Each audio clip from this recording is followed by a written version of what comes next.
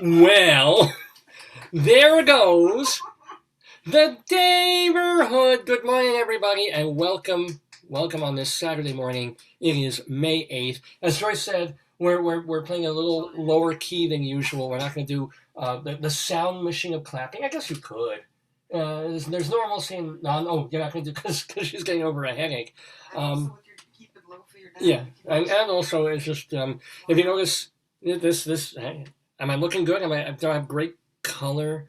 Do I have a certain, like, a healthy glow? This is a funeral tan, ladies and gentlemen. This is my face after going through a Jewish funeral. So yeah, if you're a fan of the neighborhood, if you're a friend of the neighborhood, if you've been watching the show or just keeping up this past week, you know that I lost my dad this week. I'm Dave Lefkowitz, by the way. Name of the show is Dave's Gone By. That's my darling and adorable wife, Joyce, saying hello. And I'll tell you about the show. Joyce is coming over to give me a hug, which would be very nice. One moment. Oh, here she is. See, these are Joyce's. Ooh, her arms and her boobs. I love it. Yeah, You want to bring your boobs on camera, even though you don't? No? Please don't. They're good boobs. I wanted to hug you because I felt sad and used books Well, you know. Yeah. I've got so much to talk about. I mean, we're going to do some segments of the regular show, and also some segments of this irregular show because of the whole thing. So I guess I can start from the beginning. Oh, it's a laugh, a tear, a mitzvah. Probably will be all three of those. Typical, pretty normal. I mean, this should give you an idea of how this week was going to be, even though the scale of these things. But when I got into work on Monday, and just come in, sit down, start my work. It's about 10:30 in the morning, I think, and I'm just into whatever I'm doing, and then I hear, like, not a scream, but a ooh.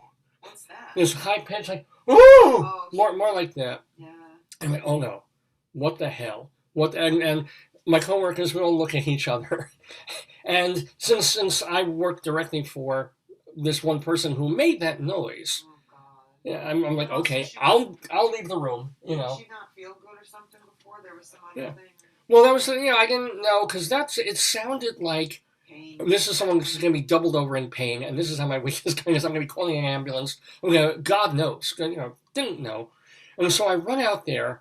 And remember, this is like May 3rd, I think it was. It was literally this past Monday. So I run out of our office into the hallway, and there's my boss, who's a lovely lady, wonderful, just love my boss. But, I'm thinking, I don't know what the hell I'm going to expect. And I see her, and she is standing there, poised with a shovel. Oh my God. And she's crouched. Oh my God. And she's like, a spider! And I gotta say, it was a big black-ass spider. Not like a tarantula from Australia. But apparently I didn't hear that's the weird thing, she killed it. But I didn't hear the clong. I didn't hear that, of the spider. I just heard her go, ooh! Which wasn't doubled over in pain. It was noticing a very big spider walking across the hallway as she was coming to our room. And she was just like, I got it. I think I got it, And I was like, yeah, you got it.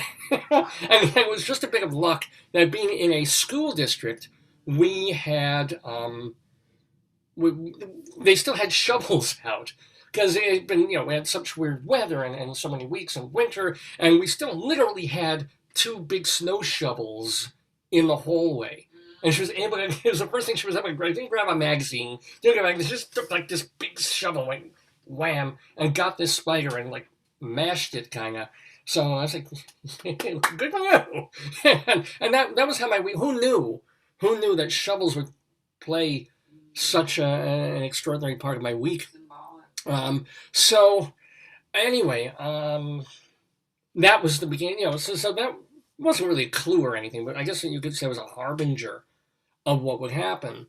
And then on Wednesday of this week, early-ish Wednesday morning, before I was even getting up, and I go to work pretty early, like 6:15 a.m., we hear a knocking And I'm like, I'm asleep. I heard you get up. I didn't hear anything. Yeah. I heard you get up. Because I heard knocking. I thought I heard knocking. And I'm like, is that really? And then knock, knock, knock, knock, knock again. And I'm like, it wasn't even on our door. We're upstairs.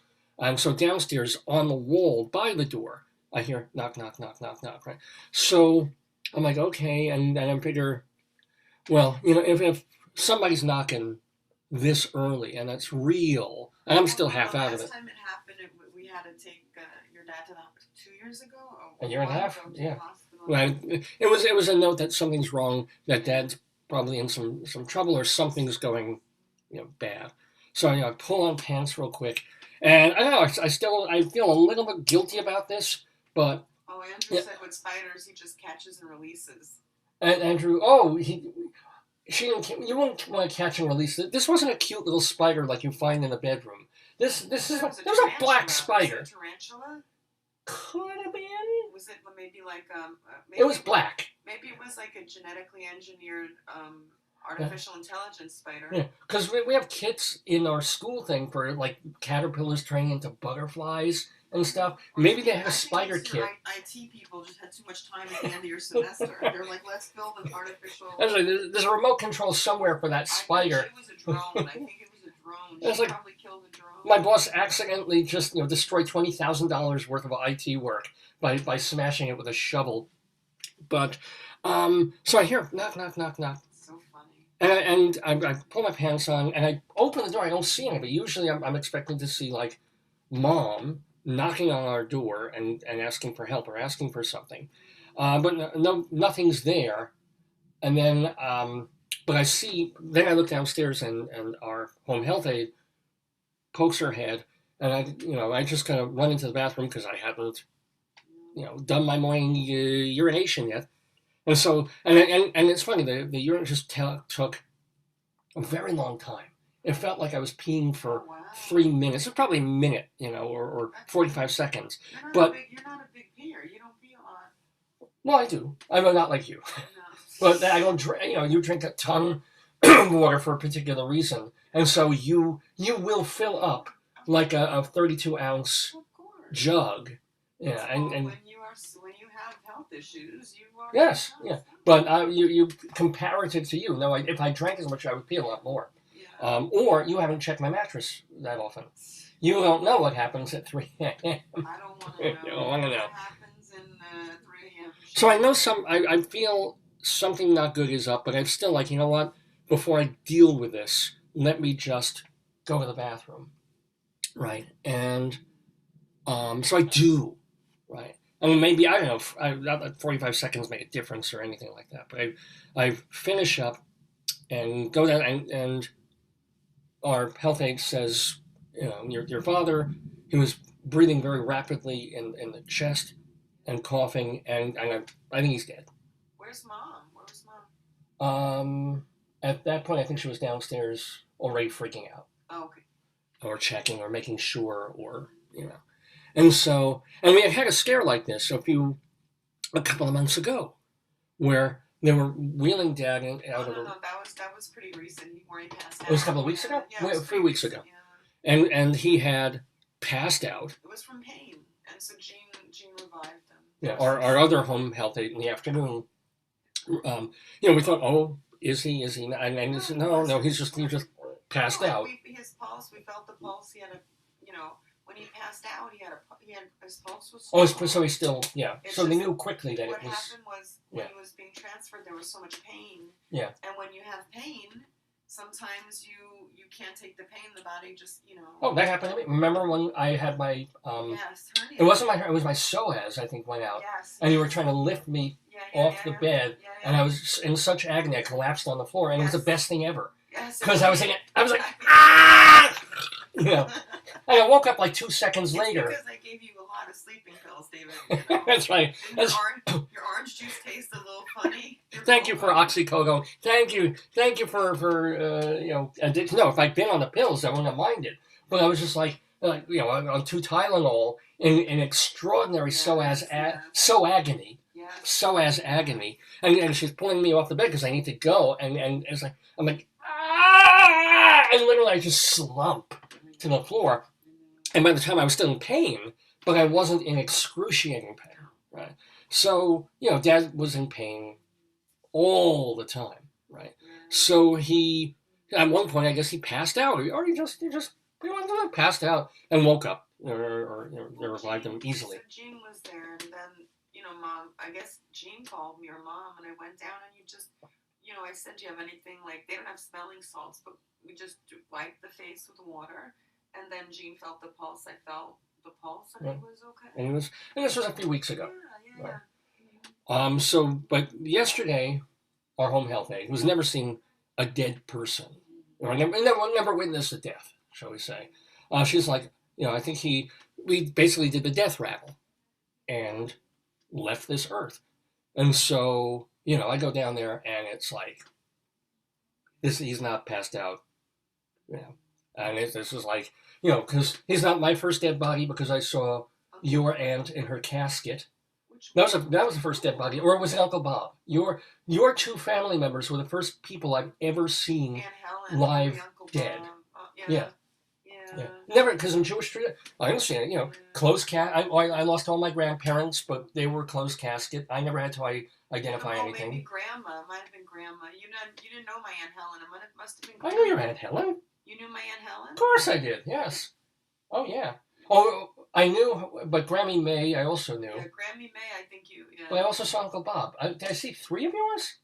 I don't know. Maybe. Well, yeah. But since I've seen tons of non-Jewish dead. Catholic wake dead. True. If you saw, we didn't see Grandpa. Grandpa probably was the Jew, or Grandma. Oh, maybe. No. If you saw Grandma, Grandma was Jewish. But he died years before I knew you. Yeah, but Grandma was Jewish. Oh, maybe. The Jews come from her side. But this was so I see, and and it was. Well, let me tell you a little bit about Dad. I'll get to that death. And Mom screaming at him, "Wake up! Wake up!" That is not going to happen.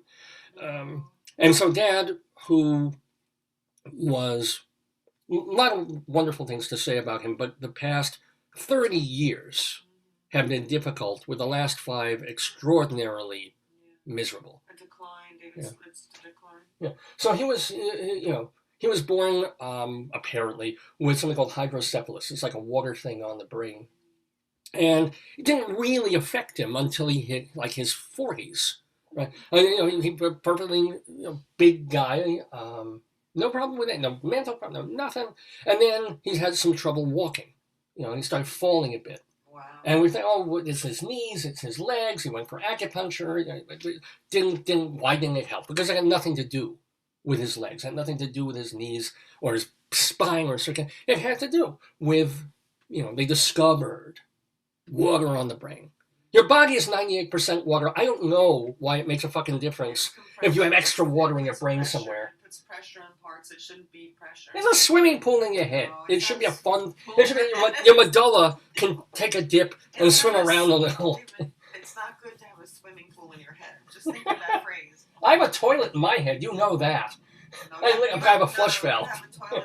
This show is the valve that I flush the water in my head, right? This is your form of therapy. This is your therapeutic intervention. This is your primal therapy. This is your catharsis. This is your. Oh yeah. This is your. I expect during this episode of Dave's Gone By to both cry and have an orgasm. So it's going to be amazing. It's gonna, over the same thing. No, the ring, right? Oh, God. That's disgusting. Thank you. So, but so he had this, and then a decision was made, by him and mostly by Mom, to, like, years ago, is that, well, we can do one of 2 things. We can either treat it with medicine and therapy, whatever, or we can put a shunt in your head so that'll drain the water. Always have a shunt in your head. And my family, being my family, and terrified of doctors and terrified of hospitals and needles and things, is like, we're not doing brain surgery. That's invasive stuff into the brain. True. We're going to try and just treat this with, and so forth. And if you slow down walking a little bit, you get a cane. And we're talking literally 30-something years ago. And so that's the decision that was made, not knowing, of course, not with the benefit of 20/20 something hindsight, of saying, oh, it's not just that eventually he'll be a little bit, in a wheelchair, need a walker for a while, as most people, not most, as a lot of people in their 70s and 80s then get. Tons of people use canes and assistive devices to get around. If that's the word, fine, fine. Not really realizing that he would be further and further physically. What made him sick toward the end was that. Well, no, I'll tell. Oh, I forgot about you. Yeah. Thank you for reminding me. So there's all of that. Did that come before or after the dental stuff? Because interesting, we're going to be talking about dental stuff today. That preceded. Preceded? I think. The dental? Okay, so he's not in great shape, although he's mentally all, fine for 10 years ago, whatever. But he's now, from the cane to the walker to the wheelchair, and but. Even at our wedding, he wanted to walk down the aisle with the walker, but we couldn't. Yeah. Joyce and I were married 23 years ago. He was already worried about making it from, to walk down the aisle, to walk in. So we set him up so that he could be there already. Wait, was that it? I think he didn't want to have people see it. Yeah. So, that's how long ago it was, right? 23 years ago, that he was already in a place where walking just, 30 feet during a wedding ceremony, a procession was freaking him out. So, but in later times, the worst of it was, about 5 years ago, he gets dental work. And this is the perfect thing because our guest in the Deborah coming up at 10 o'clock is a fella who was supposed to be on this show 2 months ago and was prevented from being here because dental work turned his face into a Picasso, right? It looks like he got hit by a truck. Well, yeah, I'm trying to say he looks like he got hit by it. He looks fine now. But I'm just saying 2 months ago, he was going, it wasn't like a tooth pull. It wasn't a little root canal. It was like, let's just take your face and slam it. We're like talking about shovels.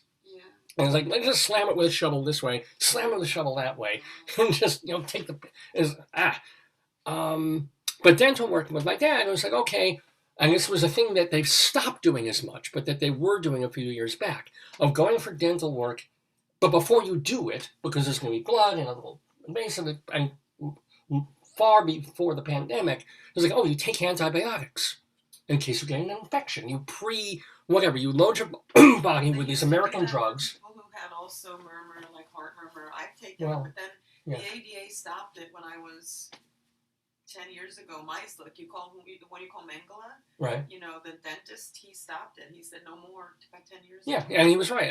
We're generally right, depending on. So, but with my dad, because he had, I don't know if he had blood pressure medication, he had various comorbidities going on.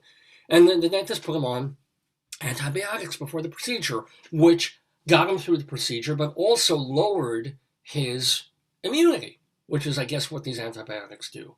And he caught this thing that is called Clostridium differentiae, or C. diff is the nickname for it, which is this unbelievably awful bacterial viral thing that just eats everything. In your system, and mostly your intestine, mostly your guts, and suddenly he was. It isn't just that you have diarrhea all the time. You got, because for me that'd be fun. No, but it's destroying. It's disgusting. It's destroying your insides from the inside to the point where he was in and out of the hospital. He was near death at times. He had to have a colostomy done, and so now you're talking. Oh! I think I talked about this even on the show years ago. So all this we were in Colorado, or else I would have gladly given my dad a Shatini. If you've read about this is absolutely true, and this is one of the most glorious things in the world I've ever heard of, that people with supposedly healthy bacteria in their guts, in their systems, their tummies are like good yogurt. Everything's going on well, you're pooping well, you're a healthy person. If anybody has good poop, it's you. And Joyce is saying, God willing, if there's one thing I have that works well, I got cleft palate, I got hair lip, I'm short, I'm whatever, but gosh darn, I make good poop. So they actually do this. There's a procedure where they take healthy shit and they put it into a person who's got this bacterium, the C. diff, that is destroying their system. And apparently the good bacteria in the happy poop, David. goes into the bad, sad digestive system of the other person and kind of eats away at the bad ones and produces good flora. That was the thing of flora. The bacteria. So it restores the bacterial stuff. They do this. They do. Look up shitini, or what is it called? It's It is. a fecal transfer. Yeah, fecal transfer. So I was like, Dad, I'm you know how I am with hospitals. Did you really say that? You know how I am with blood. You said that? Well, I said something like, if you want it like an organ, maybe not, an eye, but if you want my poop, I will make the sacrifice. I will give you several times if you want. I will give you as much poop as you need to feel better. And they never did it. I don't understand why and it never came back after it had done untold damage and nearly killed him, I think twice, and took a third of his stomach away. No, intestine, not stomach. His intestine away. But now you've got a man who is wheelchair-bound, partially bed-bound, weak, his whole body is physically deteriorating, and he's got a colostomy bag that has to be. So this is what this man is turning into about 5 years ago already. Add to that, he gets amyotrophic sclerosis. What is it? What do they call it? It's I think it's like it's like ALS but light. Yeah, it's like Lou Gehrig's disease, but not exactly it, but it's related. Okay, so you hear Lou Gehrig's disease, it's like, So put that into other factors, and Dad gets this, which not only means that he is weak, right, and not only means that he's very unsteady with balance and gait, not only means that he's got a bag that he's doing all this stuff into, but now he's going to be in almost constant pain. No, I don't know what the pain. The pain was toward the end of his life, David. So the pain was usually like that sort of pain happens when people are actively dying. Like it's toward the end of. Oh, really? Pain is part of the dying process, yeah. Oh, so you know what? The other pains that he would get bed sores. That's what he would have to be turned, and was because he no longer had the strength to turn himself. So he would have to be turned several times a night. He could never get comfortable. He would get sores on the hips, on the back, on the. I'm not telling you. I'm telling you don't normally talk about in a comedy show, but this is the truth. This is what all this was leading to. Add to that this AMS, amyotrophic. Just say it's a disease with the muscles. A muscle disease, muscle related to. Yeah, ALS. So progressively weaker, and also now it's not that his mind. Well, a year ago, 2 years ago, his mind was still there, a short-term memory shot. Okay, so he was still himself. He never became really, truly senile or what's the word you use, demented. No, until they had cognitive impairment, but it varied. I mean, toward the end, it was different. Obviously, toward the last couple of months, it was different. But for a year or 2 years or 3 years prior to that, he wouldn't remember something from 10 minutes ago. Which again, that's something that happens to so many older people. But when you connect it, it is true. Yeah, no, it is. But his was related to his disease. Yeah. So imagine this guy, this same guy, is a guy who was, in the Air Force, a guy who was, married, had a kid, worked 2 jobs, first to support an apartment in Brooklyn, and then to have a house on Long Island. A guy who loved, a lot of stuff that the rabbi said because we told him to say it at the thing yesterday. But, to see that, and then you figure, the golden year, when this guy gets into his 50s, because he worked in the court system, he'll retire by like 59. Okay, so he may walk a little slower, have a cane, but he'll have a pension.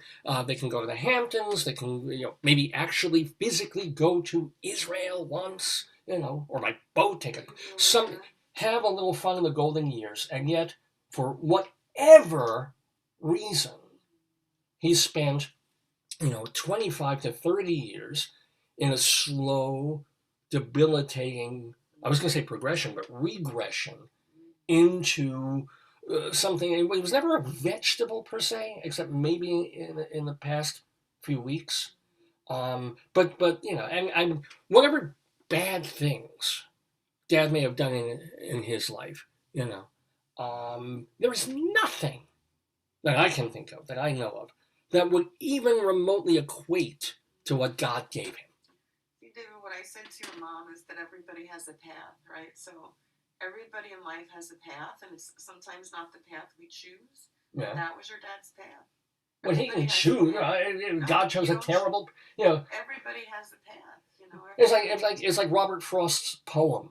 Two roads diverged into a wood. I'm going to take the one with thorns. It's not a path you choose. It's what you're given. Yeah. It's what you're given. We all have. But to people, I still go back and forth and wondering why, when I was like after my bar mitzvah, I essentially rejected pretty much every part of the Jewish religion except some of the cultural fun and funny aspects of it. But the Bible, the Torah, the God, the laws, the bullshit, it seemed like bullshit to me, which is why I was pulled out of Hebrew school and we moved to Long Island. And I stayed. I finished 7th grade. You didn't say that at school. No, I never really. But they could tell by some of the things I was writing and questioning. I'm like, what the? This is not a dad story. This is a me story. I just remember there was a story in not the 5 books, but some of those other extra books, like one of the Kings or some of that stuff. And there was a story about 2 young kids, and they saw like a Jewish priest or an elder, and he was a bald guy, and they made fun of him. Yeah. They say, and they call him Moon because they have this big bald moon head. That's terrible. And he's like, go up, Moon. Hey, Moon. That's terrible. And so God sent bears to devour the children. And we're learning this in like 5th grade. What book of the yeah, it's in there. Yeah. You read that in 5th grade? Or 6th, yes. And we're parsing it because now we're doing the Gemara and the. David, your children at the same time, you're reading that if you do anything wrong, bears will attack you and kill you. So there's a moral. Oh, I see. Okay. Don't make fun of people, children. It's almost the same idea of don't make someone fun of someone with Down syndrome because you'll have a child with Down syndrome. No, they say don't make a face like that; it'll freeze. It'll freeze. Yeah. Or don't masturbate because you'll grow hair on your. Anyway, but no. So it's like we learned this, and I'm sitting there, I'm just fucking stunned. I'm like, this is in the Bible. This is supposed to be like a good moral. When the moral equivalency is make fun of a bald person, get torn to shreds by bears, and this is God's. This is God's law. It's like no, that's not a law I ascribe to in any way, shape, or form. Look it up. So anyway, I pulled away, and I still do. Now, I'm confronted now with the idea of Shiva because my dad passed away on Wednesday, and of course, Jewish have to have the law. You want to ask the rabbis these exact things. I think I joked about this last week when we were talking, or a couple of weeks ago, of some of the Jewish-related newspapers in our town. Yeah. It's like if you eat sprinkles on a bagel, if a bagel has sprinkles on it, is it a nash or is it a meal? If it's a nash, you have to say this prayer, but if it's a meal, you have to say this. And the rabbis go through tractates on this nonsense because people want to be led and they want to know, there is a reason for every single thing we do, down to the grain of the sprinkle on the bagel. A rabbi has thought about this and they've debated it, and the latest oral Talmud on this is if it's a nash, say this. If it's not a nash, if it's a meal, you say this. If you don't eat it, if you don't touch it, no prayer, you don't have to say anything. So there's this kind of, at one point it's very comforting, at the other level it's the height of stupidity. So, I'm dealing with this now in terms of Shiva, which is the 7 days that you sit well, that it's called sitting Shiva, as opposed to shitting Shiva, which is what Dad used to do all the time in his bag. He he so he dies on Wednesday early morning, right? And then Shiva doesn't actually start until the body's in the ground. So all day Wednesday is just like this weird day of planning things, or really my mom and my aunt planning things and making phone calls and figuring out what the hell to do. And me just kind of wandering around and making sense of it and feeling, not this extraordinary grief or anything. Most of the time, I'm just feeling like normal, like, well, I should be at work now, or let me get some work done, or what, I have just lost, the first most important man in my life. And I should be like bawling or something. Every once in a while, I'll break into tears for like 30 seconds. And then it goes away, and I'm like, all right, let me just do something. And absolute normalcy is the freakiest thing, right? And but Shiva isn't Wednesday. Shiva isn't. They hold it. This is amazing. They hold the funeral for Friday, because normally in Jewish religion you want to get the body in the ground, right, within 24 hours. That's it has to do with cleanliness. Has to do with probably something they devised during the plagues. But you don't leave the body. The spirit's gone.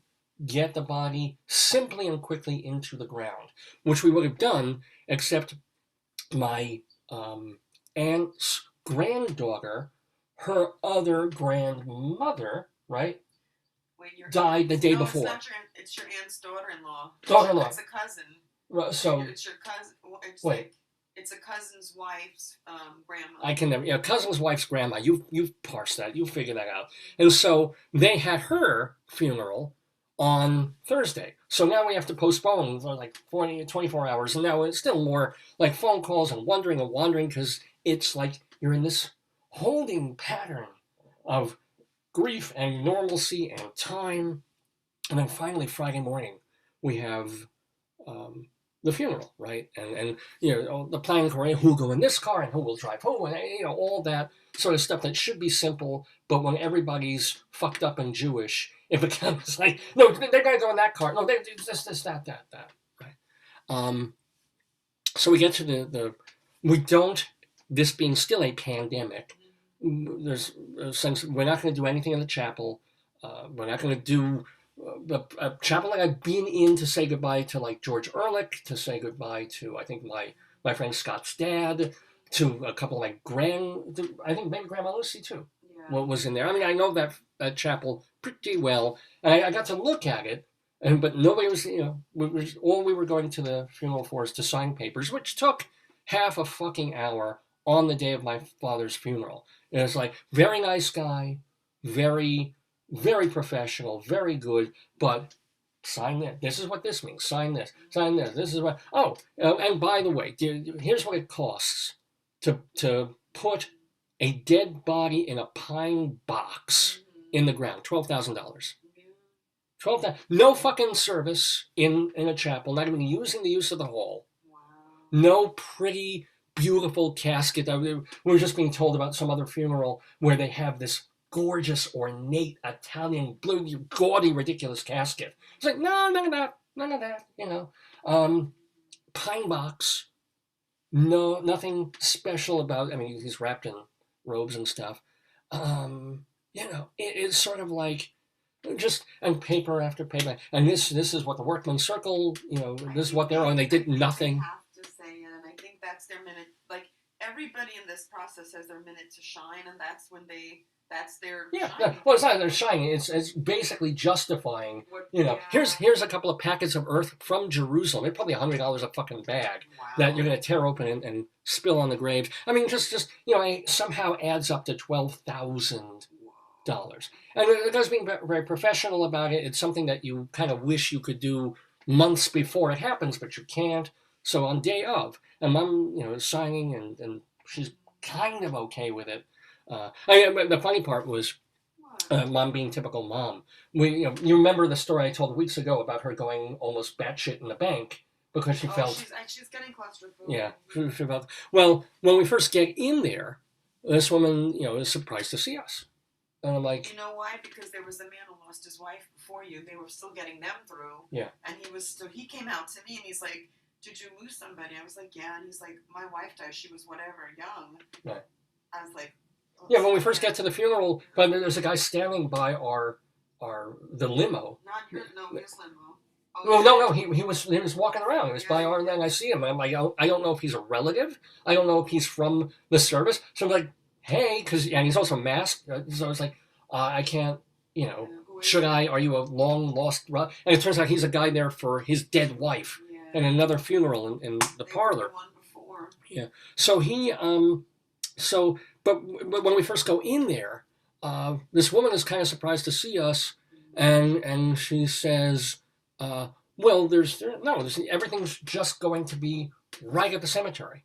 Nothing here. Why are you stopping even here? And Mom is saying, no, we told everybody to meet here at 9:30 because this is where the limo and this is where we all gather and this is where the cortege goes out to Farmingdale. And she's like, and she's the woman who's like, you know what? I just got back from vacation. Let me get the guy. He's still here. And Mom is already freaking out. It's like, oh my God, we told everybody to be here at 9:30, but now they're going to be here and then nobody's going to be here. And I'm having to tell Mom, look, everybody was there. People were coming. Yeah. I was like, Mom, it's 9:30. If they're coming here, we're here. The limo's here, all right, and it'll stay until like 9:45. And if people are late getting here for the cortege, that's on them because we told them to show up at 9:30 anyway. And the woman comes out, she gets the guy who's like, sorry, I didn't know the drill. It's sort of like the David Mamet play, Glenn Ross, where it's like if you don't know the shot, shut up. If don't be talking out of turn if you don't know the shot. So she didn't know the shot. She said, "Oh, it's fine. Sign the papers. We go. Limo's very nice. We're in there. In the middle of a pandemic, like my mom, me, and Joyce are crammed together in the back seat. No way they're six. We're all vaxxed, but there's no way they're 6 feet. AC on. I'm like, shut it. You don't want to circulate the air. But I didn't realize in the limo you could open the window, which was very helpful. And we get there, and it is a gorgeous day, beautiful day for the. So and I did identify the body, and that was that. It would have been a lot heavier had I not actually seen my dad. And one of the things I was leading to is that Dad was because everybody was, he's at peace now. He's suffered so much. Now he's at rest. He's at peace, which is a nice thing that you want to feel. You don't want to feel at a funeral or in this context of how fucking miserable God made him for a decade or so. It's like, see, merciful God put him at peace. I will tell you something. I will tell like his death face, right? When I saw him lay, dead on the bed. It wasn't this peaceful the way you want to go. Okay, it was literally as if the last exhale was still pain. It was a. But that's how he slept, David, too. That's how he slept. Yeah. Oh, so okay. It was. It's exactly how he slept. Yeah. I don't know if he must have woken up because he had the breathing and the death rattle. So he must have woken up briefly, but. But he always looked like that when he was sleeping. Yeah, but he wasn't. He probably. Well, maybe he did sleep like that years ago. No, like all the time. No, I'm not talking now when he was always in pain. I'm talking like but he snored. The way he looked was the way he would sleep in the den, the way he would sleep in the bedroom. So it wasn't that. It was the common. That was his usual look. Yeah. That's why. Yeah. And it's really interesting. It took a while for the hospice person to come for them to pronounce him dead, and even when they did all that, and they did they still laid him out, mouth open on the bed, and he turned yellow. I didn't realize that. I thought you turned gray or something, but he went yellow. It's normal. Which was kind of odd. Dorothy did it. That's how Dorothy looked too. Why jaundice as opposed to just? It's just biological change. And so when I see him, or part of him, in the casket, it's the same, same face, And so I was not. If I had just seen him alive and then not so alive. At that moment, I might have broken down. I don't know. Or I think if you hadn't seen him in a while and you saw him that thin and that condition, it would be very shocking. Right. But because we saw him every day, it was because I saw him, progressively on his way towards death. To see him in the oh yeah, that's him. And I looked for a moment, and definitely him, and out we go. But Jews doing things en masse never goes completely well. So we go off to the Farmingdale Cemetery, and Mom is thrilled because she has her parents out in Staten Island at these cemeteries that don't do very good perpetual care, and they're an unbelievable pain in the ass to get to. We're out, straight up Long Island, less than an hour drive on the nice, was it Southern State, was it, or the Cross Island, whatever the hell we were on. And takes us, where we get there like 10 minutes early before the service. Everybody's showing up. Beautiful day. We're actually over there. And as I said, this is my funeral tan. This is from, yesterday. God, it was just yesterday. Standing out in the sun. And that was the thing. So we're ready, and the rabbi, who has never met my dad, this is one of the ironies of the pandemic, is that he was a hospice rabbi that, thanks to Joyce, my mom, called. And he called your mom, so I talked to him on the phone only once or twice, but he called your mom every week. It was him. But it was her idea for her to get the hospice and to have the rabbi. So the he's. Hospice was Pearl. Oh, that was her. Yeah. Oh, well, he was very, very nice and helpful in the weeks leading up to, just getting my mom through this idea that was never going to get better. That up until a few months ago, there was this idea, I guess, in Mom's head that somehow temporary thing, that he'll be back to him. He won't be running around and stuff, but he'll be more like Dad. But here's let me just say something. No. But that wasn't doing. So the rabbi, he comes, he's there, and he's while we're in the limo, he's questioning us because he's never met them. And he was going to meet my dad this week. He was going to come by finally after the pandemic, after Mom had her 2 shots, everybody, and then it's like, now I'll come by. That's the irony of it. But he knows Mom a bit, and he's getting all this information from us. It's like, Air Force Reserves he was in. He had a dog when he was a kid that he loved a lot called Bigger, and that, he was a good brother, and this and whatever else we told him. He loved music. He loved, I never said he loved cartoons. I forgot to mention that. Humor, though. We said he had Comedy. a really good sense of humor, So, you're trying, it's amazing when you're put on the spot. It's like, tell me about this person. This person who lived 84 years. Just let someone, what can you tell me about it? Because either you have long anecdotal stories, or you're trying to think of a word or two, a phrase. Well, what do you say? Work in the courts. He was in the appellate division of the Supreme. So we get through that, and we get there, and it's 11 o'clock, and it's heavy thing to. It was a beautiful cemetery. It is beautifully kept, and we get to the place where already the dirt has been unearthed, and the place is getting ready. And now it's like, okay, let's start the funeral. But there's always one. So we have a relative. No, so the thing is, the primary mourners are your mom, yourself, and Philip's sister. My aunt, your abba's sister, Bonnie. So I'm like, Bonnie, and I saw her. And then all of a sudden, she's gone, and you can't start without Bonnie because the 3 of you are the primary mourner. Primary. But she hadn't gone back to get. Yeah. There was Stephanie. Yes, she was in the car with them. Oh, she was in the. Oh. Because she was in the car, they all went to.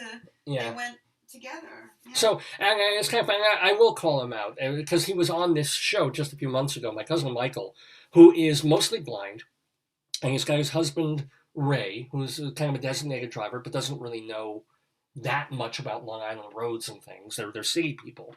And amazingly enough, and this happens, they get lost.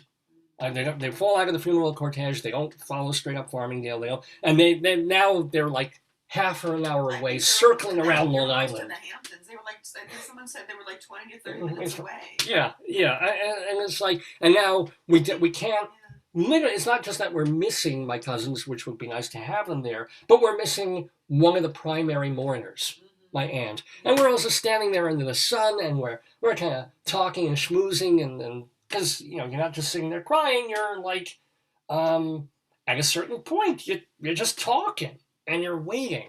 And it wasn't, we literally started a half hour late, and we're starting to worry because the rabbi, of course, you know, he's got another function to do after ours. He's a busy guy. Finally, you know, they get there, and you know, even then, it's like they had to use the bathroom first. I'm like, you know, just finish the fucking ceremony. Yeah, but they had to pull over, and then the rest of the family had to find them in the car. They had to follow them back. Yeah. That would make me want to. Oh, I know. I'm sure everybody wanted to use them more than perhaps everybody else, but it wasn't going to be a 2-hour service. They could possibly hold. I don't know, David. Sometimes you can't trust me. Yeah, at that age. If you have health issues, listen. With my health stuff, I cannot. Sometimes I cannot. Yeah. I didn't drink all morning. You didn't drink a lot because you can't. You know, you have to. That's true. Well, yeah, we planned it, and we had a limo driver. And that was helpful. People are under distress, so when you're under distress, you're not. Your mind is like, woo, you know, you're thinking so many, you know, things. But it's just like, you know. They made it. They did make it. We actually started the funeral, I think, about 25 to 12 instead of 11 o'clock. The only reason it's ever a problem is because sometimes the chaplains or the rabbis are back to back. Yeah. So they're going from one, like, that's the only. Yeah, the rabbi couldn't. Although he, next, as you say, or you said yesterday, he didn't rush. No, he didn't rush. I was surprised because I figured, okay, he's gonna. Yeah. Well, I was absolutely not. surprised that the cemetery people weren't like, you know. What are they gonna do? Because they might have other things to do in that area. We don't know what, you know. I mean, I don't know. But you know, so Rabbi starts, and he's quite good. He's you know, considering he never met my dad in real life or anything like that. I don't know if he ever talked to him on the phone. There's no point at that stage. I think and me in my head as a director, I was like, okay, we're standing out here. I still got my coat on. It's getting kind of warm. You know, he could. Yeah, I thought this was going to be like a 20-minute service, and he's pushing it to like 45. He's repeating things. It's like I can't help myself. I'm directing the one-act play of my father's funeral. Yeah, I'm like, you know, we don't need to re-say 3 times that he was in military service. No, you said it. You know, he's looking through these scrolled notes. He should. What he really should do is make himself like a more formal check sheet of like. That's us, though, David.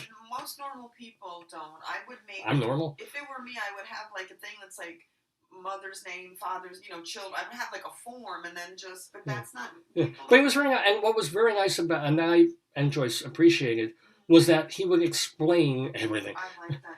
Yeah. Every single ritual and every single word, the word, and sometimes he would reach. He would do that Jewish thing of reaching. Yeah. Like when we told him that Dad's dog, when he was a kid, was named Bigger, right? And he loved that dog. You know why? No, because then Bonnie said because he was named Bigger because he was bigger than me, and then that led that. Then the rabbi riffed on it. Yeah. You know? Well, right, but he also was like, aha, oh, dog. The word for dog in Hebrew is kelev. Kelev. And in the word kelev is the lev and the vav or the bet, and lev is heart. He had a big heart. He had a big heart for. And I'm like, oh, the sophistry of this. This is gematria nonsense. I mean, it's nice. But it's also that a little bit of that Jewish bullshit of like, oh, we're going to find a word and we're going to apply those letters and those numbers in such a way that we're going to predict an earthquake in 3 years. Like, really? Shut up. Really? Yeah. Well, yeah. Oh, yeah. There's all these books about that. Like Hitler was predicted in the Torah. How? Because in this word, in Leviticus, is crossed with this word, and this word is sort of a nickname that Hitler had. And it's like, no, maybe, but no. But the rabbi did well. Very nice. Again, being a Jewish group of anything more than 2 people, like my mom is insistent. She is adamant. What? She's like, you know, before the funeral, she's telling us, but 2 of the rabbis, she's like, nobody, we're just going to do a ceremony. Nobody, no speeches, no drawing this out. And of course, one of our cousins is like, or my uncle, like, it was cousin. Yeah, one of my cousins is like, I'd like to say a few words. Ah, shut the fuck up.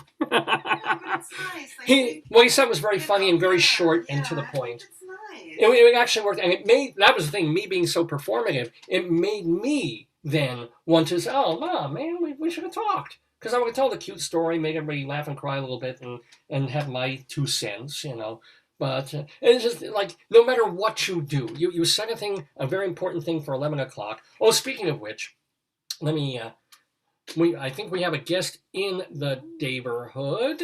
Let me make sure your volume's up. Hello?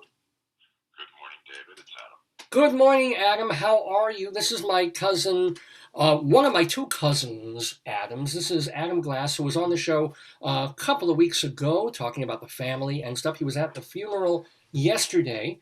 How are you today, man? I'm well, thank you. Good. Have you been watching the show, or you can't bring yourself to tolerate more of me? Actually, no. I've actually been having, I'm embarrassed to say this, I've been having trouble getting access, which is why everything's not working this morning. It's killing me. Oh, man. That's why I'm glad I didn't tell you to zoom in. I'm glad that you're by phone. So, Adam Glass... Well, I don't mind zooming in by phone. It's just that I couldn't even, at the moment, just because I've been trying to call you for almost the last hour. Oh, sure. Yeah, this is the first I've seen the phone go. Yeah. Well, I'm telling you, everything has been going wrong this morning, which is unusual, at least technologically in my corner, but welcome to Saturday. Yeah. So, Well, first of all, thank you for calling. Thanks for coming to see Dad off, as it were. So I've been telling the whole story of the funeral in a comical sort of a way, which is is my bent. But I will, yeah. First of all, you did yesterday, but to the folks listening at home, please tell me how you are my cousin and related to my dad. Okay, so the easiest way to do this, because I knew you were going to ask me, so I thought about this for a change. Our grandmothers were sisters, and if you just kind of do the genealogy from there it goes. So your dad and my mom were first cousins, and so there we are. Your dad, my mom. Wait, my dad and your mom were first cousins. I'm sorry. You are my cousin. Are you my cousin or my second cousin? What does that make you? We are second cousins because we are of the same generation. Is that what that means? Yeah. So the way in which it works. So my mother is your first cousin once removed. Oh, I'm lost already. Okay. Yeah. Well, when we say removed, it has to do with a generation up or down. So our grandparents were born obviously of the same generation. Our parents were their children, same generation. You and I are of the same generation. Yeah. So you and I, Adam, Stephanie, Josh, and so on, all second cousins. Now you and the Pinkos are first cousins because obviously your father and Bonnie are brother and sister. Right. Or were. Right. But Yeah. Yes. And so it spreads out that way genealogically. And Well, let me. personal things. So I don't want to get bogged down in that family tree stuff so much because I will never understand it. But I've got a few minutes with you before our guest comes on. But I would love for you to come back. Do you think you will be able to Zoom? Because what I'd love to get you on is to talk a little more and play our trivia quiz at 10. You just tell me what time. I'll send you the 10:30, and it's the link that you used last time. But I can try and mail it to you or send it to you also. If you email it to me, that'll be better than me trying to find it again. That'll be great. If I can, okay. Or text it to me. Either one, it's fine. Now I have to find your email address, which you can't give over the. It won't work out. We'll try and do it. No, my email address is very. It's epitome of all evil at hellseekers.com. Is it really epitome of all evil? That would be you. I think I have. Let me check. I'm not sharing screen, so nobody else can see. So let me see if I can bring up your email. While I am doing that, can you share a anecdote about my dad, Philip Lefkowitz? Sure. I have many. Good. When we were children, and I was the oldest of the younger cousins, and I was the youngest of the older cousins, I fell into this gray area between the groups, and so I would be with a certain group of people when we had all these family gatherings, and the older cousins, if they were present, would be at the table with more of the parents and grandparents children. But I was always listening because I could always hear everybody's voices. And I always remembered hearing your father's voice because of the way it resonated wherever we were. And it was always this wonderful, deep, gentle, smiling voice. No matter what he was saying, there was always a smile in it. And I remember being at your house and being with the other kids at the pool table. And he's just sitting there watching and smiling and enjoying having family there. Yeah. And By the way, that was the same pool table you raped me on. Just letting you know that. I remember. You said yes. So I was coerced. All right, yeah. that's the alcohol part. Anyway, so I forgot. Never mind.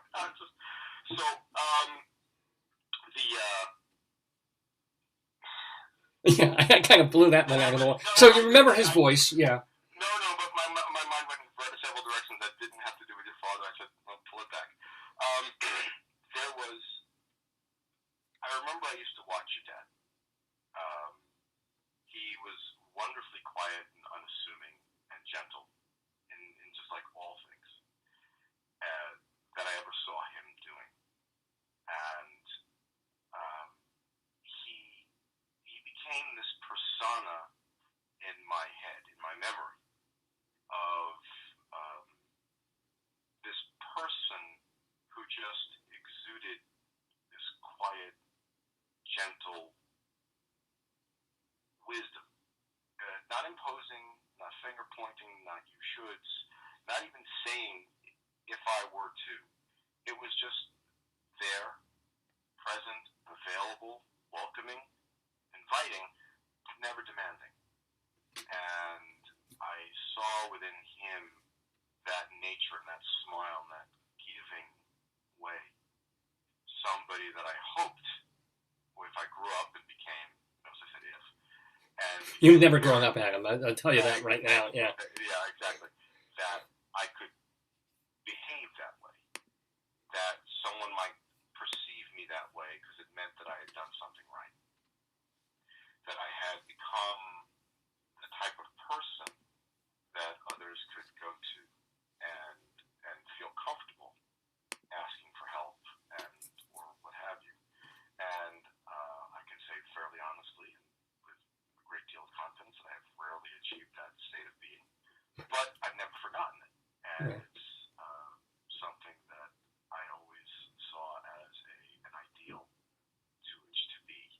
And I always thought very highly of your dad for that very natural, wonderful state of being genuine and kind and so intelligent. Oh, yeah. Yeah, So, wow, all right.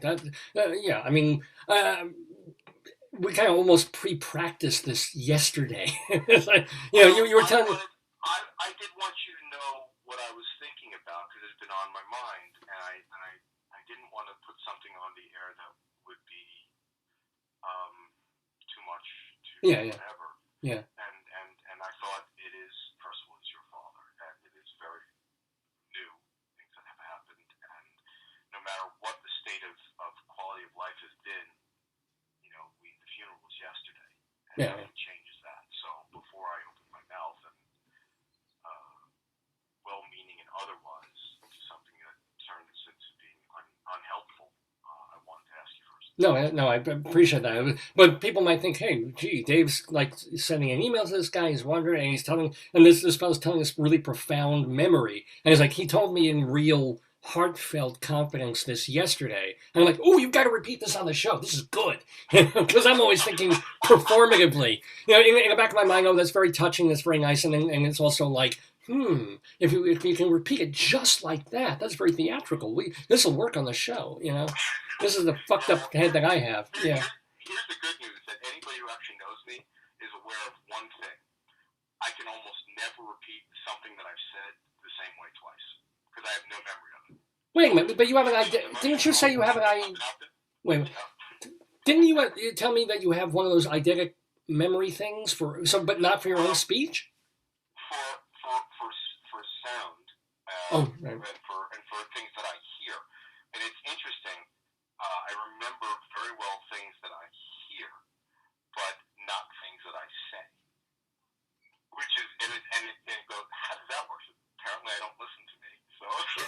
Nobody listens to you now. Exactly. So there you go. That's my daughter. She'll tell you everything.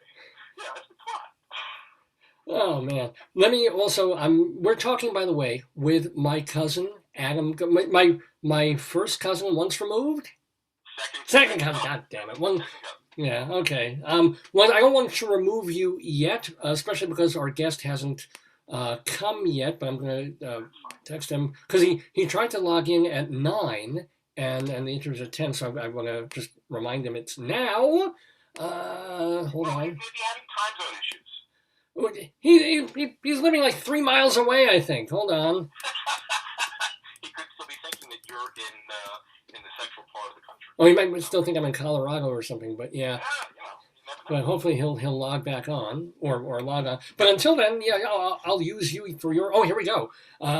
So tell you what, I hope you got my email that I just sent about 5. You'll check after you hang up.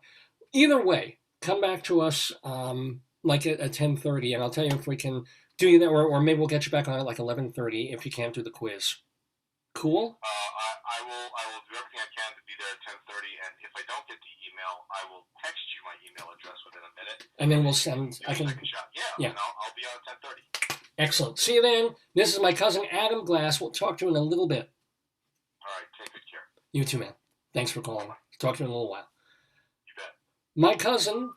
That was my cousin Adam, and now we are saying hello to a long-time-ish acquaintance, and someone that I think I met once or twice years and years ago, but haven't seen in person or in any other way in years and years and years. But here he is, someone who is one of the most delayed people ever to come on this program, but he made it. He is here. Won't you please welcome? Any other way? Oh, in years and years and years. But here he is. I've got to. Somehow I'm playing on my other Facebook. I've got to lower that volume. There we go. Sorry. Well, I blew that introduction. So let me tell you about this guy who has been in IT for a bunch of years. But back in the late 60s, in the weird old times, he was in a weird old band.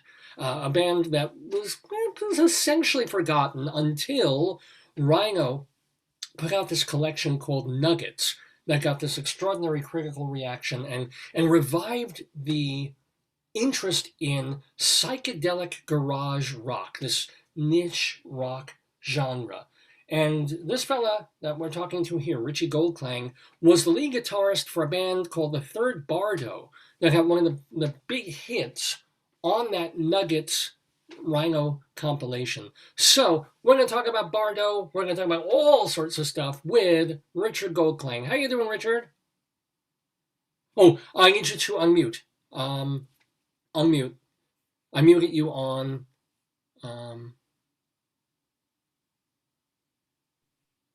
Can you unmute? Can you hear me yet? Yes, there we go. Okay. Hey, about the right volume, sir? That's perfect, sir. Okay. How you doing? I'm nervous as hell right now. I used to be used to this stuff, but it's been a long time. Well, so, yeah. Aside from that, it's funny we called a garage band, yet our producer is hardly a garage guy. He's one of the most successful producer-composers there ever were. He's one of those guys who wrote a song that sold 100 million copies, not us, but prior to us.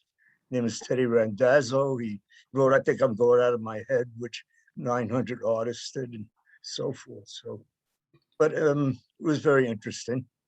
Yeah. At the time I was in the band, I was also writing with a few people. I was doing some studio work.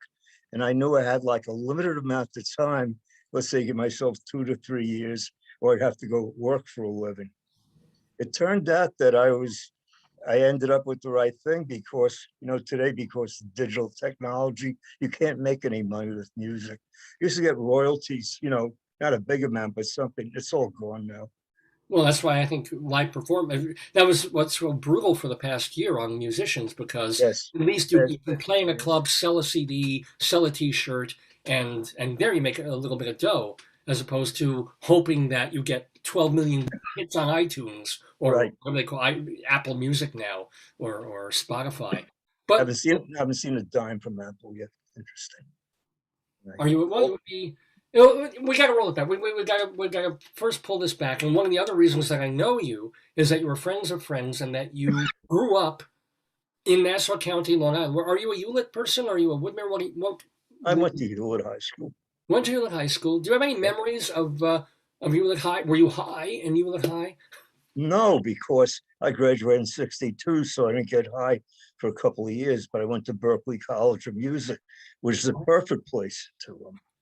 So you were trained in guitar at Berklee. Do you have? Well, first of all, actually, I played keyboards and woodwinds. I only picked up a guitar when I was 17 because all the typical things like attracting women supposedly or whatever, and kind of self-taught in that while I was formally trained on woodwinds and piano. And so since jack of all trades, master of none type of person, like a poor man's Al Cooper. Well, when you went to Berklee, what was the master plan? Did you think you'd be in an orchestra? Did you think you would be, Berklee's unusual. It's jazz oriented. I had teachers who were legends. I had classmates who were legends. What am I doing here? Gary Burton's my classmate. I mean, I'm looking around, and I left after less than a year because I wasn't mature enough. Because you think, I guess it'd be like a ball player or anything who thinks they're good in high school, then they go in the major leagues and they realize, wait a minute, I probably was good and looking too much. I just didn't have the maturity yet to roll with it. So it's okay. So you come out of so without a degree, so because is Berklee a college? You get a regular degree, or is that after? Oh yes. At this point, it's really evolved. It's a small school. Then now, if you look at top music schools in the country, and it's either Berklee or Juilliard. Right. It's really gained. The place is huge now. Very unusual.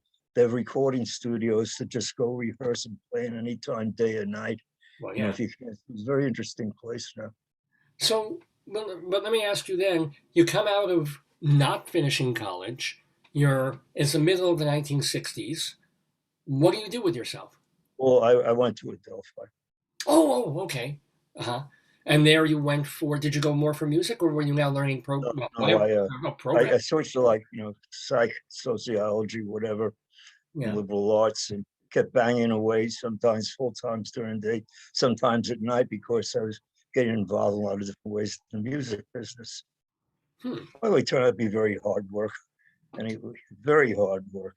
And the business part of it, business can be dubious, but, entertainment business, but really music, you don't know who you're talking to. Got to protect yourself against the publishers, not work with them.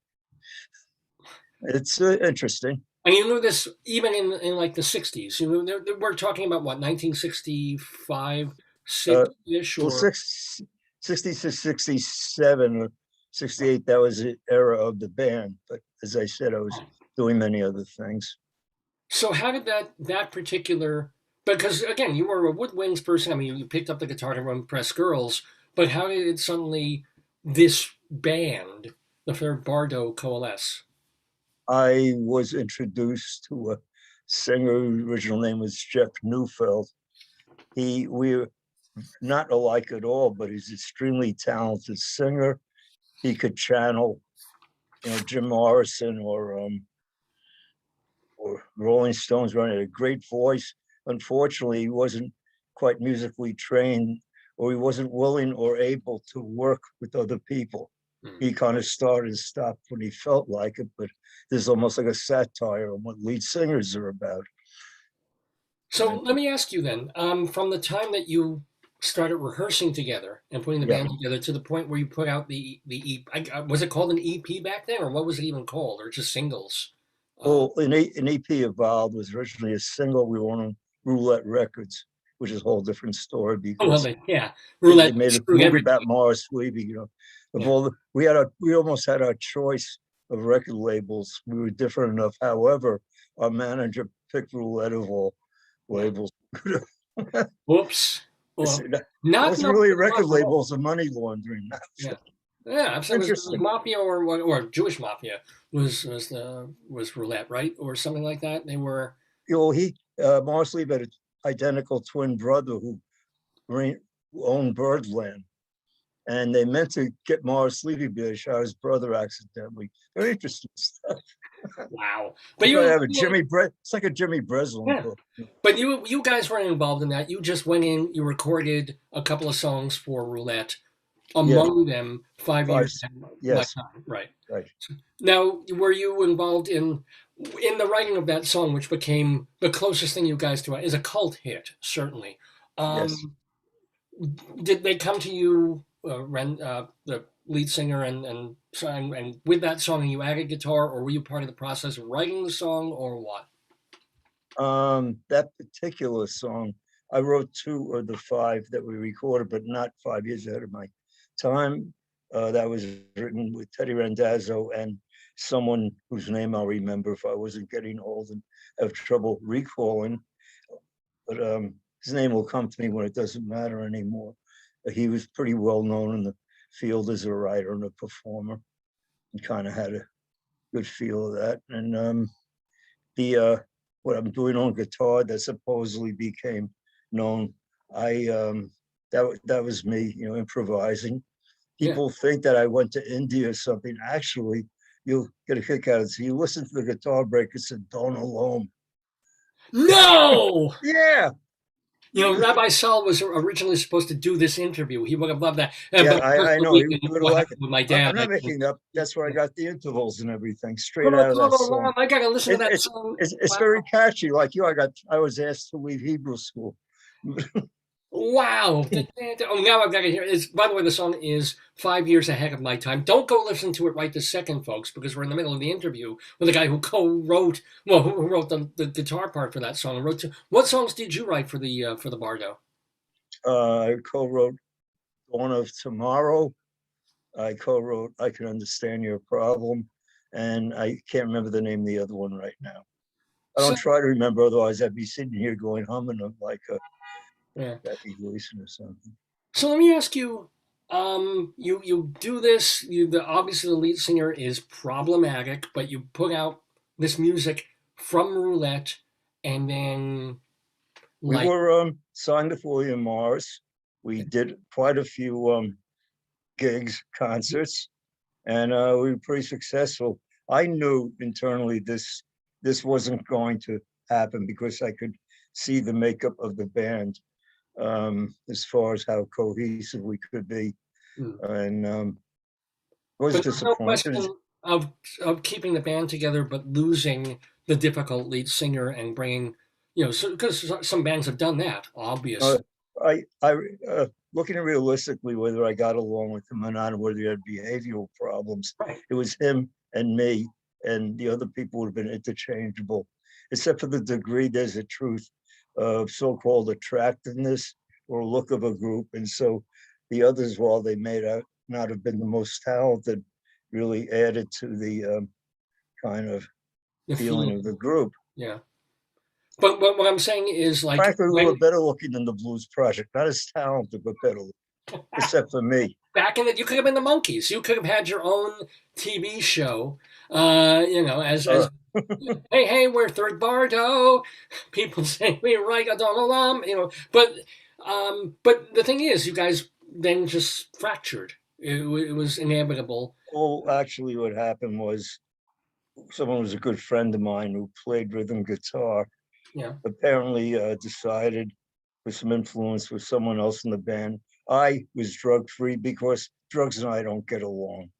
I was more like Peter Sellers' character in Alice B. Toklas, like I'm so hip at Hoyts, it just didn't work for me. So it's a bit over that. Good. It became catatonic from it. However, this guy started talking about his needles. And then one day he came and he says he has hepatitis. And this is the middle of a 1-month engagement at a place called Arthur, which was the ultimate club in the 60s. It's kind of the precursor to Studio 54. Not as crazy, but that fractured us actually at that point. We weren't band anymore. What did you? We worked very hard to look natural up there, and he's gone, and then some organ player, just doing like regular top 40 music. It was all gone. And so you come out of that, and then you're disgusted with the music business. You're obviously disappointed and like probably cynical about being in a band. Is that when you said, "The hell with this, I'm going to just learn computers"? No, because I was still very happy. I enjoyed doing studio work. Studio work means you're playing Mhm. on other people's albums or songs. And I got to really Well, fill so in with some what very albums were interesting you on? people. Who, Hmm? what, you mentioned that there were famous people going to Berkeley when you were there. What albums did you play on by other people? I have to be careful here, you know, Why? non-disclosure agreements. The one successful group on roulette was Tommy James and the Shondells. Yes. None Money, of them money. could, none of them could really sing or play. Put it that Okay, way. well, yeah. They And need a little help in there. so Um, when we hear guitar on some of their hit, like are you on Moni Moni? Or you're not no, allowed to? No. no, but that was the case. So the later ones, the last couple, those slightly psychedelic. You're the lead Crystal guitar. Persuasion. There was another one. The last two songs got a little bit more quote unquote forced hip, you know. But you Uh, you are uncredited, but you were on well, as those. a studio musician, I wouldn't be credited, so that was okay. Right. Which is So with Morris Levy, I didn't get paid. We knew that. anything with That roulette, doesn't matter. It's you hard. couldn't play on other labels. You couldn't be loaned Hmm? out to Columbia or to. No, I did studio stuff for the groups. It's just, you know, I wasn't one of them. In other words, if you ever watch Letterman, you'd see for 30 years a guy with blonde hair playing the bass. He's the most, everybody Willie. wants him. Yeah. Willie, everybody wants Willie. They want a bass player, we got to get Will. That's true for every instrument. You know, the ultimate studio guy who makes a fortune. I was more like a pinch hitter, which was Of course.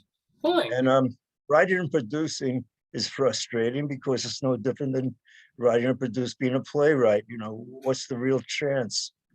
Even if you Yeah. open in New Haven Yeah. or open Nobody off. opens New Haven. Nobody opens anywhere right now. But yeah, New Haven. No, That's yeah, you years know, ago. the whole idea of that. There were some fun things we didn't get paid for them. WMCA Good Guy shows. Every weekend you play a couple of them, you know, with the Oh, DJs hosting. And so you got to sit around the DJs and play. That's when I backed up a lot of people because no one came with the band, they came alone. And it was so usually fun to work with them. first of all, are there any tapes of these extant? Do you think maybe? Does anybody have? Do you have recordings of when you guys were backing up someone on the Good Guys shows on No, MCA? it was just me because I'm the one who could do it. The whole band wasn't capable. You know, certain type of person can go sit in. That's being called, you know, like a musician who's flexible So whom did and you back understand music. It's just a bunch of permutations of chords when it comes to pop music. up? But like, can you remember one or two or three of the people that were on as a guest on the Good Guys, and you were on guitar or keyboard or whatever, Oh, backing them up? besides our group, Leslie Gore, Really, um, are okay. a guy did his R&B hit "You Don't Know Like I Know," which is a big hit. We can keep going. Neil Diamond. Wow. No, but see, Neil Diamond, wow. See, that's a bad memory, but we were Well, both why is it young. a bad memory? We were in our 20s. Oh, with Neil Diamond, they usually say thank you or whatever. He just walked away. He might have been shy, but I didn't Oh, appreciate it at the yeah. time. It would have been nice if he said, thanks a lot. We also got along with the disc jockeys fine because like people like Dan Daniel always had a nice bunch of pills on him to give out. And then But you even weren't better, taking that. even better that Jack Spector took us to Nathan's in Coney Island. That's all But right. Harry Harrison cut us off after our first song, which wasn't 5 years. It was an intro song, you know, something just to get him going. And then he cut us off. And I went up to Harry Harrison and told him to do something possible to himself. And I found out I had to write an apology to him.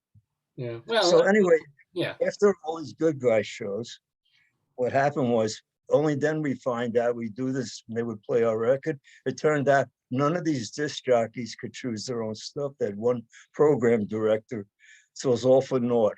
the only person who played our song in New York was Murray the K, because Murray he the was with K. WORFM and he could choose what he had. What, I don't, ORFM. Interesting. ORFM was on the FM band back he in was the one of the first, that was, yeah. FM was like new then. Right, yeah. Freeform. Well, or tried to be. Then, But I realized I was a little confused because it sounded like the MCA Good Guys period. You were already post Bardo band. I thought you were just playing as yourself. no, the Good Oh, Guys was our band promoting ourselves. That was during the period.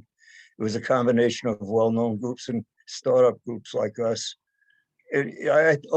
One more semi-funny story, I'm done. please. The big deal is when I in the business, you meet all these people and you meet female stars. So I met Leslie Gore and we go out for a quote unquote date. I had no idea that she's gay. She was Oh, very open about she it. It's may just not have no one known cared. back then that she was So, gay. so we were friends. I thought it was just funny. Of all the things, I finally get to date a female celebrity. And she turns out to, yeah. You It were was her okay. favorite I that just thought it night. was funny. It was like, how my luck runs. Yeah, just and then you dated Ellen DeGeneres for a period of no. No, yeah, that would have been fun.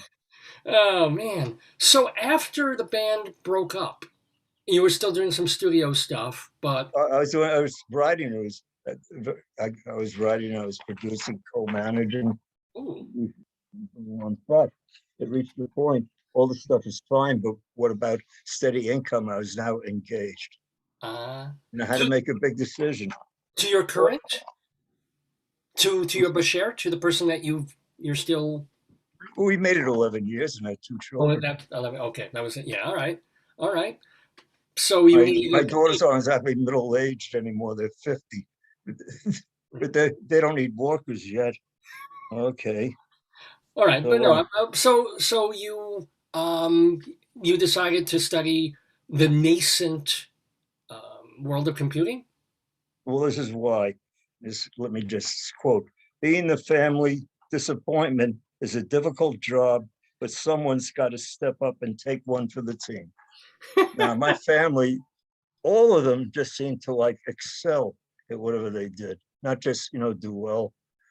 No, my brother spent 25 years in Martha, the Justice Department, doing things like establishing diplomatic relations with China, taking care of the hostage crisis. He's a big Justice Department guy. And I know he knew Okay. because, and then it goes on and on in my family, both that and speaking of cousins, because anyway, so computers were new. And what was Oh, we lost you for just a moment. You froze. good 6 months, I was one eye blind. And so, being one eye among the blind, I was able to excel at computers because most people went into it had no idea. The logic to me, after knowing music theory wise, you could kind of jump to it. And I became pretty good at it pretty quickly. So after only 6 months experience, I became management at Canada Dry Corporation. Yeah. After 6 years, I kind of like, well, I was very interesting. From there, I jumped to a relatively new consulting firm and property management. Oh, Um, okay. was trying to be my specialty. We took one client as chased like my system so much they gave us 140 real estate companies. Bang, and we became quite. We know about the overhead. Right.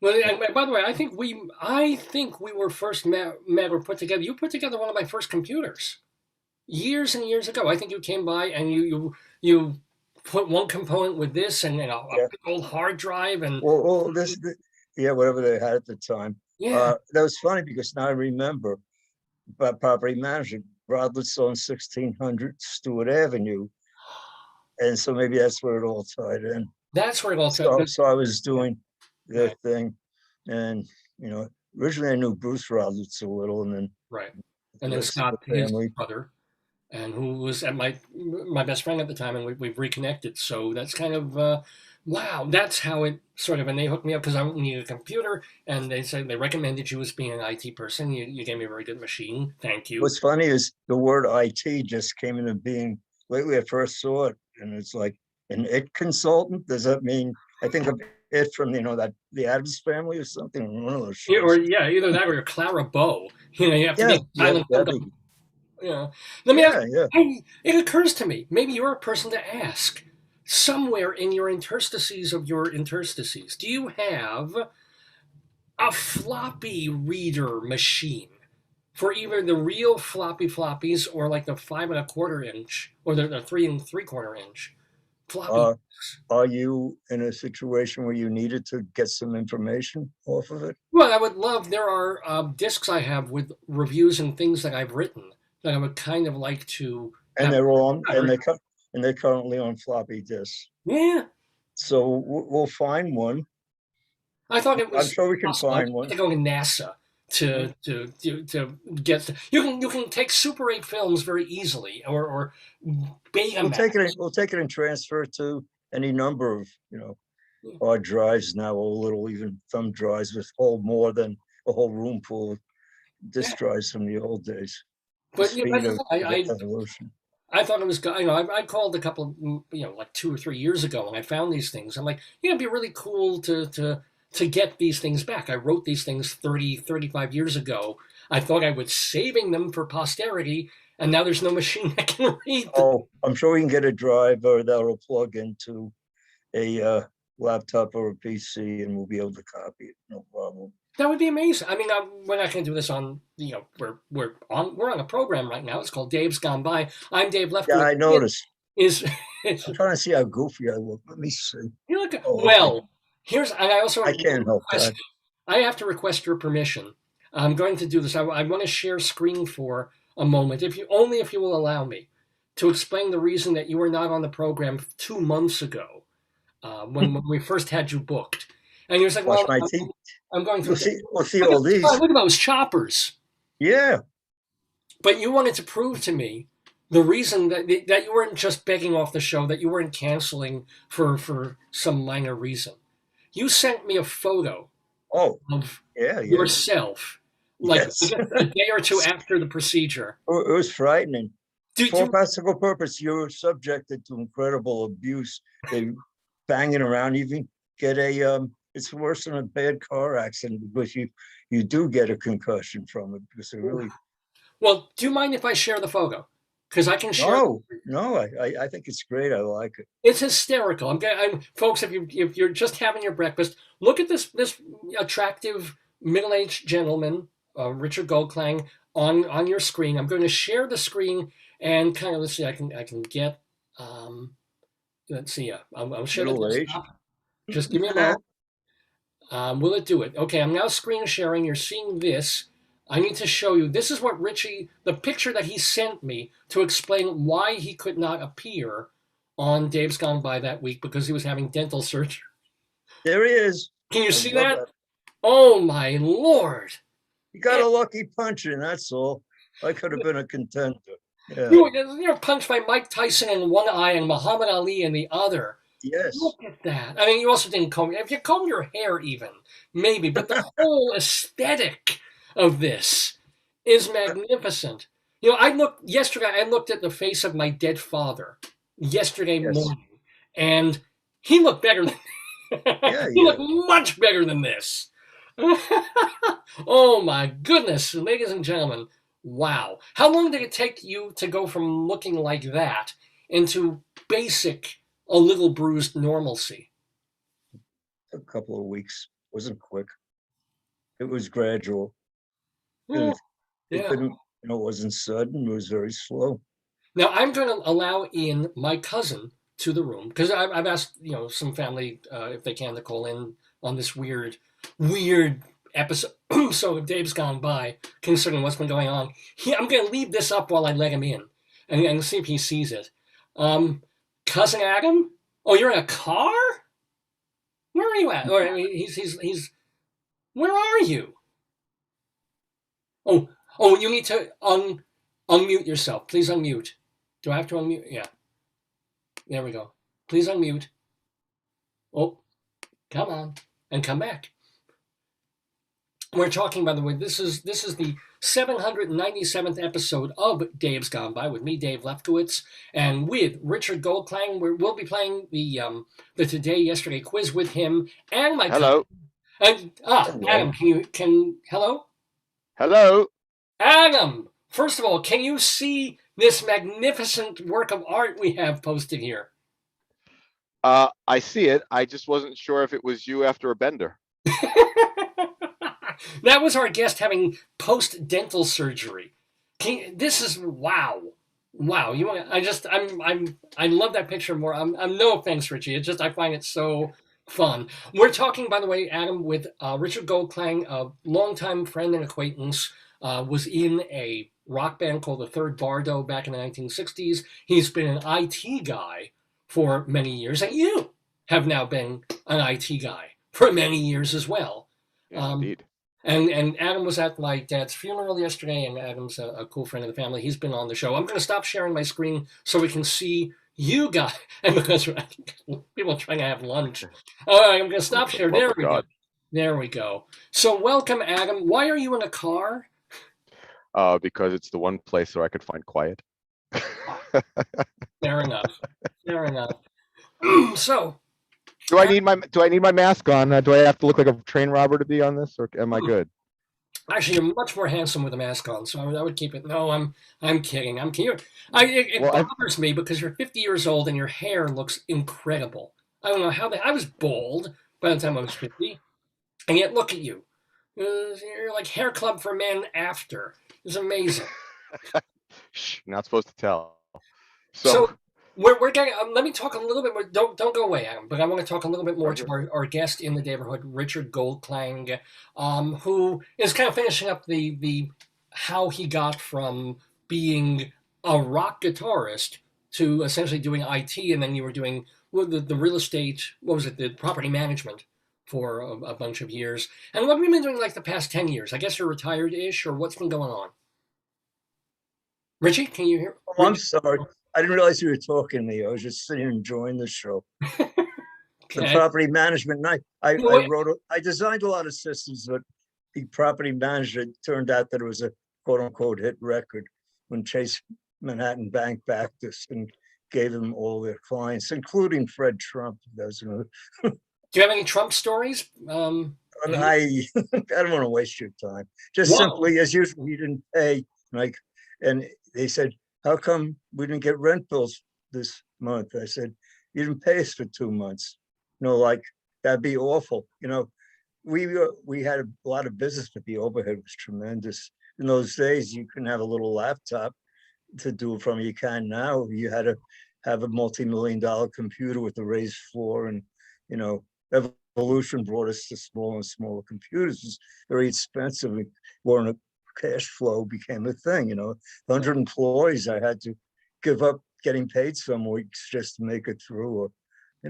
That's how business is when you do. But you're okay. You're comfortable now, or are you still working? Do you still put? Nah, I'm kind of retired. Cool. And you're living reasonably well. At least you have the money to pay a dentist, probably thousands of dollars to I was doing reasonably well. Now I have teeth, but I'm not doing reasonably well yet. I have a choice. I could have gotten a nice SUV instead of my teeth. I didn't want an SUV anyway. So are you remarried? Do you have kids? What's your basic life situation, Rich? Okay, I have 2 grown daughters and 4 grandchildren. Wow. Each daughter has a boy and a girl, so that kind of fits. And then my first wife, married 11 years, divorced 11 years, remarried. Unfortunately, for a few years now, my wife is in an assisted living facility. Oh, okay. Talking about, stuff in life. And by the way, let's do this quickly. By unfortunate coincidence, just about 10 days ago, my nephew, that'd be my sister's son. It's bad when you lose your son, then you lose your. And so I lost overnight.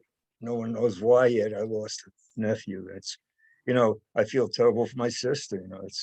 It's supposed to be the other way. It was just a sudden weird, nothing. Very sudden. Yeah. Not a long illness, which I went through with both parents, like most of the students, never sudden. As a matter of fact, the hydrocephalus with my mother, very similar. Years and years. Oh, So, I did. So did she you- have, what did it do to her? Because I know what it did to my dad along with all the other she things. was like 80 years old. The neurologist discovered it. It would have been, it was really too late to really do much. There was definite dementia, and kind of decided, even with the doctor feeling, even though that's what it is, they don't know if it's just that, and really if anything could have been done about it. She was already in pretty bad shape. It wasn't like if you put a shunt and bang, you know, everything get okay. It wouldn't be. Yeah.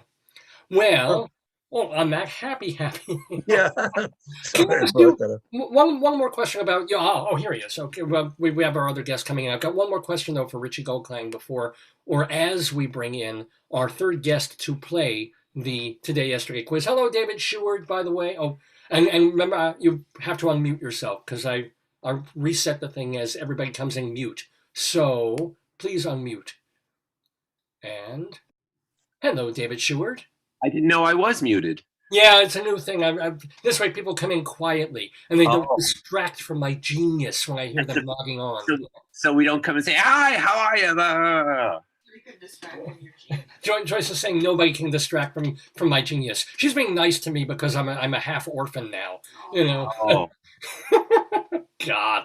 Anyway, David Sheward, and let me introduce folks before David Sheward is the former president of the Drama Desk. He is also a blogger. He is also the author of a biography of George C. Scott, and he he writes for culturalweekly.com, theaterlife.com, and his blog is The David Desk. My cousin Adam Glass is an IT person, and I know you've been sitting there quietly. And then Richard Goldklang, former band member, longtime IT person. I want to ask you, do you look back like from the early and mid 1960s when you were a musician and in these bands, and you said that you didn't blow your mind out with drugs or anything, that you weren't into that, but who you are now, do you look back as yourself then as a completely other person? Or are you still you and sometimes you feel like you could sit down with like the guys and just jam? I was very fortunate that I lived in Huntington Bay, near the harbor. And there was a place called Chesterfield's, a well-known blues bar in Huntington Village. And every Sunday night, I played in a blues band, which also had guests there. I did that for like 8 years, and I look forward to every Sunday. And it made me much better. I played keyboard mainly, and I was playing with excellent musicians, and I loved it. So. And that stopped with COVID, or it stopped a while before? No, this is a while back. This was, let's say, 1990s to the early part of the 2000s. Well, everything stopped with COVID now? Well, do you play music? Do you rehearse? Do you go into the basement and just pick up the keyboard or the guitar, or what did you say? Flute? I picked up the guitar. Frankly, what happened during COVID, you say, boy, I have the chance since I can't go out and I'm quarantining myself, but I ended up doing nothing, absolutely nothing instead. I think what I just trying to do is hunker down and not go nuts.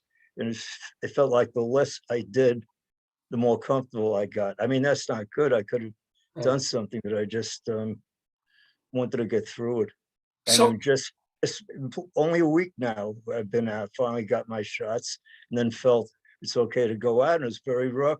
You read about people getting out of prison, they can't handle the life outside, and it really felt kind of strange at first. Did you go to a restaurant? Did you go shopping? I mean, when you were out, what did you do? And what will you do this week? This week I simply visited one or two people and did a little shopping, which wasn't comfortable because I finally got it down to every supply I could think of, even liquor, all these different services that deliver.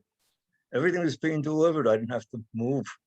It was so great. You're still in that coming out period of like being emotionally incarcerated. Wow. Well, hopefully this show will brings everybody out of their shells. This show is like, if people are feeling mentally and emotionally imprisoned, this is the show that sets them free and makes them mass murderers. So I used to be comfortable on radio or TV doing a few different things, but this time I feel like I'm back to when I was an introvert at 20 years old. You're fine. You. It's been great, and now you get to be part of this group. And I'm so over my head coming up. oh no! We'll see. We'll see. First of all, I will tell Adam, and I will tell you, Richie, that you're not going to beat David. David is the king of Yes, today. exactly. Okay, Exactly. not me, David. This is David. You know David. that. Yeah. David is the king of today, yesterday quiz, but Oh, we don't Yes. expect you to. If you get one question, if you get a point or two or three, that's amazing. it's just Oh. for fun. There's no prizes. There ain't no nothing. It's just all in hopefully good fun. Oh, and I want to make not apologies, but I want to let everybody know. Usually, Mr. Hogan Blake is our second contestant. Leslie cannot make it today. Not sure if she'll make it next week either, but we wish her our best. That's okay. I just switched from coffee, so I'm doing fine now. You got your coffee. I got my rules. But Adam, and also I'll hang with you a little while after the quiz to talk more about my dad a little bit. But let me give you the today, yesterday quiz rules. So here's the There deal. are rules? Barely. I remake them every week. It's Okay. to my own taste. So this week's rules, yes, go ahead. And it's a simple game because it's trivia questions. We're going to ask 9 trivia questions, and there's a tiebreaker if we need it. And we do the tiebreaker even if we don't need it. But there's 9 questions. Each of you gets 2 questions. Sorry. Yeah. Free. See, I've already forgotten. 3 questions, 3 people, 9. And we go in rounds. If you get the question correct, it's 2 points. If you get the question incorrect, there's no penalty, but one of the other people gets to steal. Okay, and they can get the 2 points instead. The other thing that you ought to know is that we've gone back to our regular. Last week we did a little differently, but this time we're back to the main theme of the quiz, which is that today is May 8th.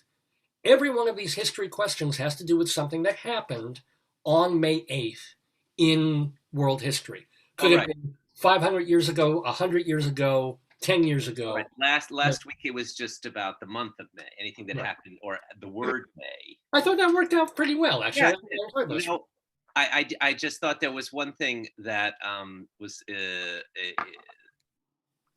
about the month of May, about May that was pretty interesting, was that in Chicago, when Anne Reinking has the line about she's shooting the boy as Roxy Hart, and she's shooting her boyfriend for cheating on her. And if you listen to the original cast recording, it sounds like nobody walks out on May. Yes! I thought, I remember that. And I'm like, who's May? Who's May? Nobody named May in this show. And she was like, her diction was not so great, and she was saying May instead of me. And Leslie actually pointed out that I kind of goofed up on one of the questions because one of the answers was Swedish actress Mai Britt. And she said, well, it's spelled May, but it's actually pronounced May. Right. She was right. I give that one to her. But here's the deal. Is she protesting? Maybe that's why she's not on the show this week. She's protesting. She's right. So here's the deal. I'm going to ask Richie, if you don't mind being the special invited guest, could you kindly pick a number from 1 to 6 and tell me what it is? 5. Okay.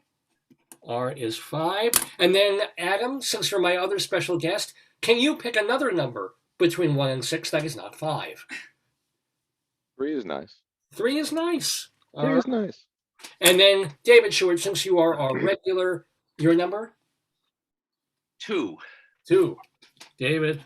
I'm since this, in honor of my father, I'm not going to make a joke about making number 2. Although he would enjoy it if I did. Mr. Peabody. So here we have Richard with 5, Adam with 3, David with 2. We're going to roll a die digitally. And wouldn't you know, guess what? It came up number 2. Oh. So David, you get to flush this. Do you want to go first, second, or third? This is weird. Okay. I'll go third. David will go third. Ooh. I'm going to roll the die again. And it comes up number 1, which is closer to Adam. So Adam, you get to choose. Do you want to go second or first or second? I'll go second, actually. Adam will go second. So Richie, you are the guinea pig. You get to go first. It just means that this is the order of the questions. that they go in, because the questions are pre-written and they tend to go chronologically. So you'll get the earliest year and so forth. Are you all ready, guys? Yes. Mhm. Rock and roll. We will begin the game. This question is for you, Richard Goldklang, for 2 points. The year, and you remember it well, 1541. On this date, remember it's all May 8th, Spanish explorer Hernando de Soto became the first European to reach this body of water, which spans from northern Minnesota to the Gulf of Mexico. What's that water? Mississippi.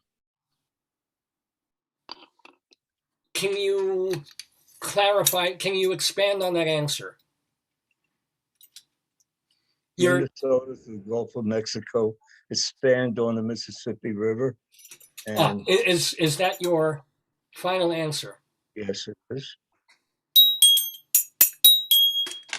Richie's got the Mississippi. Richard gets himself 2 points. Yes, that is the correct answer. Look at this on the board immediately. Because you said Mississippi, and I kind of wanted Mississippi River in there. But you have to play the hand or delta. Oh, that's bad. Thank you. Oh. Clearly, I should have taken the first question. I didn't Okay, even go ahead. What, Dave? say it again. No, I said you have to play the hand or delta because it was a Mississippi question. Oh, Mr. Peabody. Thank you. Thank you very My much. operation. All right, we get to our question number 2, which will go directly to Adam. So, Adam, if you get this question right, you get 2 points. If you get it wrong, someone else gets a chance, excuse me, to steal. Are you ready, Adam? Well, I just means that the other two should pay more attention because the odds of me getting one of these right is very small. Go ahead. Well, here we go. 1823 was the Nice year. year. Yeah, good year. Clary, the Maid of Milan, a now forgotten operetta by John Howard Payne and Henry Bishop, opens in London. Making it a hit is one song that made Payne's name, and a song that briefly turns up in The Wizard of Oz and The King and I. Name that tune, whose second stanza features the lyric, "The birds singing gaily that came at my call, and gave me the peace of mind dearer than all." It's beautiful, honey. A lot of clues, a lot of Did you clues. make that up? Oh, yeah, I wrote the song, I admit it. Oh, nice. That's why you have no hair. Well, say, he'll get the question. So, Say it again. I'll read the question No. again, Adam. So it was 1823, composed on this date, May, the operetta that this song was in, opened on this date. Clary, the Maid of Milan. I know you know it well. Forgotten operetta by John Howard Payne and Henry Bishop, open in London tonight. Making it a hit is one song that made John Howard Payne's name. It briefly turns up in both The Wizard of Oz and The King and I. Name that tune, whose second stanza features the lyric, "The birds singing gaily that came at my call, and gave me the peace of mind dearer than all." And I don't know because I can hear it. I don't know the name of it. Okay, do you want to take a guess? Even if you get it, No, because my sarcasm goes to if we represent the Lollipop Guild, it's really not going to be it. So I'm going to stop there. Well, I guess then, even though, Adam, you are my munchkin, that is... yeah. Aren't you glad you tuned for this, Richard? So, Wizard. I'm going to roll the die again, and the die comes up the number 6, which is closest to Richard. Closest to 5. So, Richard, do you want to try and steal this question for 2 more points? If I only had a brain. Is that your... Are you asking me, or is that your actual answer? Well, I did have a brain, but I feel it kind of, I'm 76, so, I think that'll be my final answer. I have no idea. Well, I'm afraid those 76 trombones are playing taps for you. That is not the correct answer. So, David Sheward, you have the opportunity still to steal this question. Okay. All right. Well, I think the title is the song goes, "Be it ever so humble, there's no place like home." Like home. So I think the title is Home Sweet Home. What is that? Your final answer? Yes, Home Sweet Home. And this is why David Sheward is the man to beat, because he is absolutely correct that a snatch of that song turns up in both Wizard of Oz and The King and I.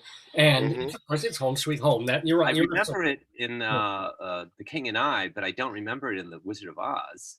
I guess when she wants to go back home, or she's clicking her I heels, guess they play it in the background at some point, but or the flying monkeys have it background connected to their music. butts, you know, something like that. But I do remember in The King and I, Yeah. Anna wants the king to build her a house. And he says, no, you shall live in palace. And she teaches the royal children to sing Home Sweet Home over and over and over again. And the king says, what is this song? Home Sweet House. Stop singing. Yul Brynner turned very scarily into Arnold Schwarzenegger there. That is something you should know. Anywho, it is possible. No, I can't do it now. So, anyway, by the way, so we've got Richie on the board with 2, David Sheward on the board with 2. Coming to our third question, which now goes directly to David Sheward. So David Sheward can build on his lead if you answer this question correctly, David. All right. 1877 is the year. Yeah. Held today at Gilmore Gardens, Gilmore Garden, a precursor to Madison Square Garden. Oh, okay. The first Westminster Kennel Club dog show. Oh. Which of these is not true about our canine friends? Is it multiple choice? David love it. This is all guesswork. Go ahead. A, dogs with erect ears hear better than dogs with droopy ears. B, all dogs have 4 eyelids in each eye. C, all puppies are born blind and deaf. Or D, no 2 dogs have the same nose print. All right. Which of these is not true? Yeah. I think that, well, that's interesting. I know that I think dogs and cats are born blind, which I learned from that song in Cats, you know. Are you blind when you're born? Do you hate the show? And yeah, everybody does hate cats, but there, yeah, okay. Stop singing this song. Restaurant Okay. Joe Allen's restaurant closed. Joe Allen? Wow, Joe Allen? You know Joe Allen closed? Joe Allen's restaurant closed? Really? Joe Allen gone. Joe Allen's closed. 326 West 46th Street. A theater district restaurant known as the Broadway Meeting Place for actors, blah blah blah, is closed. Oh, forever? I think it says. Because didn't he die like a month ago or something like that? Or somebody in like a big theater restaurant guy did, and maybe that's terrible. Well, yeah. I pass by it often, actually. Anybody ever eat? I think I ate there once a million years ago. Often. Oh, really? Oh, yeah. Okay. I would eat and have drinks there. You know, that's terrible. It says well, they don't say that. They say we hate to say it, but we're going to take a little hiatus. Oh. And then it said with COVID on the ride, and then this was in Wait, winter. how long ago was that? This was from winter. It said with COVID on the ride to New York City winter, we've decided to hibernate, but that's old. And that was old, and now it's official that they're. That's what someone put on Facebook. Wow. So it's got well, it's Facebook, right? Well, let's. Okay. Well, anyway, with Chipotle now. That gave me time to think. Okay. Yeah. David, you don't need time to think. You know. Yeah, of all the people to give extra time. It's a guess. This is a guess. Well, I'll read the choices again. Okay. It's what's not true. Yeah, what's not about dogs? Because this was about dogs. A, or I like to say dogs. Dogs with erect ears hear better than dogs with droopy ears. No jokes. All dogs have 4 eyelids in each eye. C, all puppies are born blind and deaf. Excuse me. Or D, no 2 dogs have the same nose print. I think it's true that no 2 dogs have the same nose print. It might be that you're pulling a fast one on us when you say that all puppies are born blind and deaf, because maybe they're born blind but not deaf. Yeah. So that may be the trick. So I'm going to go with that one. I'm going to say the one about puppies being born blind and deaf is not true. It's not true. It's something like they're blind but not deaf. What? Can't hear you. Oh, now I hear you, and your answer is wrong. I'm sorry, David Sheward. That is not the correct answer. I outsmarted you. Okay. I outsmarted Dave. So let's do a die roll, which came up number 3, which means Adam Glass, my cousin, you get to steal this question. Do you need to hear the remaining clues again? I do not. I was going to go for the 4 eyelids as being false. Oh, yeah, I'm sorry. Is that your final? Yeah, that is my final answer. The 4 eyelids deal. Yeah. Well, Buggy put a lid on it. You get those 2 points. We have a 3-way tie game. Thank you very much. All dogs have 3 eyelids, not 4. Oh, In I each know it's something like that. You're going to sneak that in there. But this makes me happy because now we literally, each of you has 2 points going into round 3. What a game! Ooh! Dave's got mine. With me, Dave Lefkowitz, my darling and adorable wife, Joyce, and we are being joined by Adam Glass, my cousin, and Adam, the IT. Just tell people a little bit. I say you're in IT. What the hell do you actually do? Shh, we don't tell. So, I work in IT security, access control, and things. Basically, I work in systems to make buildings safer. So everything that has to do with access control, fire alarm systems, burglar alarm systems, video systems, the things that let you get into doors and out of them, all that kind of stuff. Cool. That's a great. We program all those systems and so on. We could have used you on January 6th.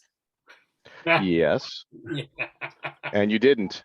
Yeah, that you put in the pitch for the contract, and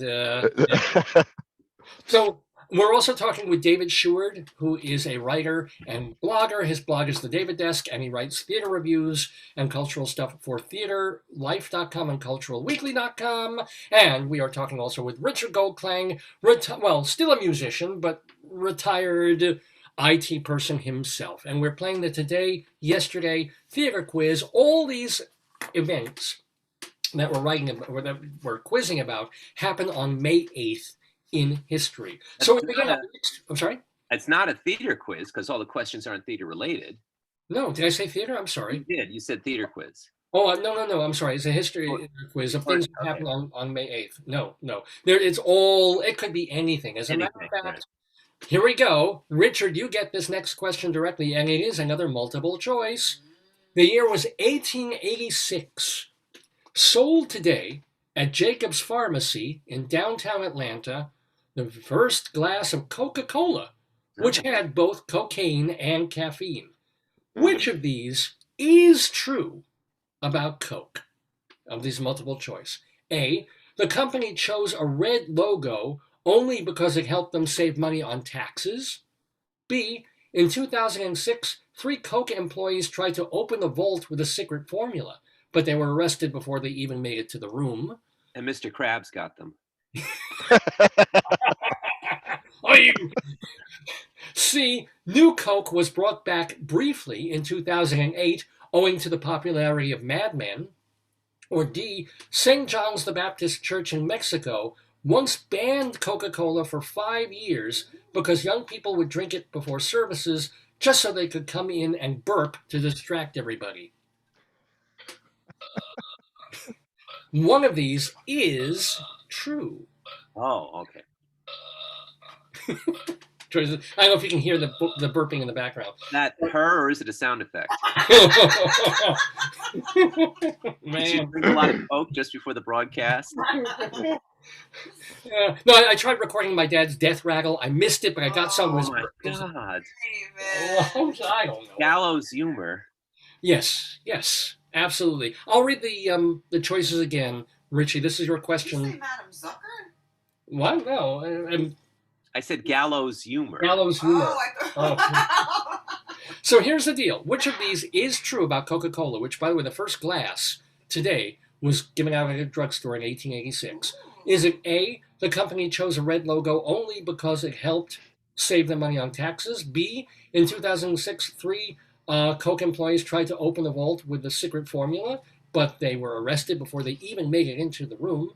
C, New Coke was brought back briefly in 2008 owing to the popularity of Mad Men.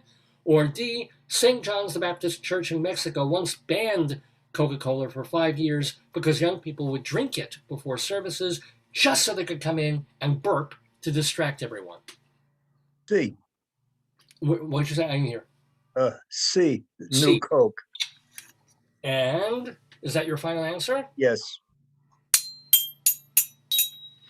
Well, I'm afraid you don't see, because that is not the correct answer. That is not a fact. That is not a true thing. So I'll tell you, the explanations of all these after someone gets the question. I'm going to roll the die. The die comes up number 2, which means that the question goes directly to David Sheward. Okay, so I got to guess which of these is true, Right. as opposed to the other one, which one was false. Well, one of these is true. True. Okay, so it's not the thing about 2008 and New Coke and Mad Men. So it's either the burping or the SpongeBob SquarePants plot about getting the secret formula. Right. And what was the other one? The company chose a red logo, because it helped them save money on taxes. Huh, that sounds weird enough to be true. And you probably got the other one about the secret formula if you watched SpongeBob. And the other one is what's the other one again? Burping.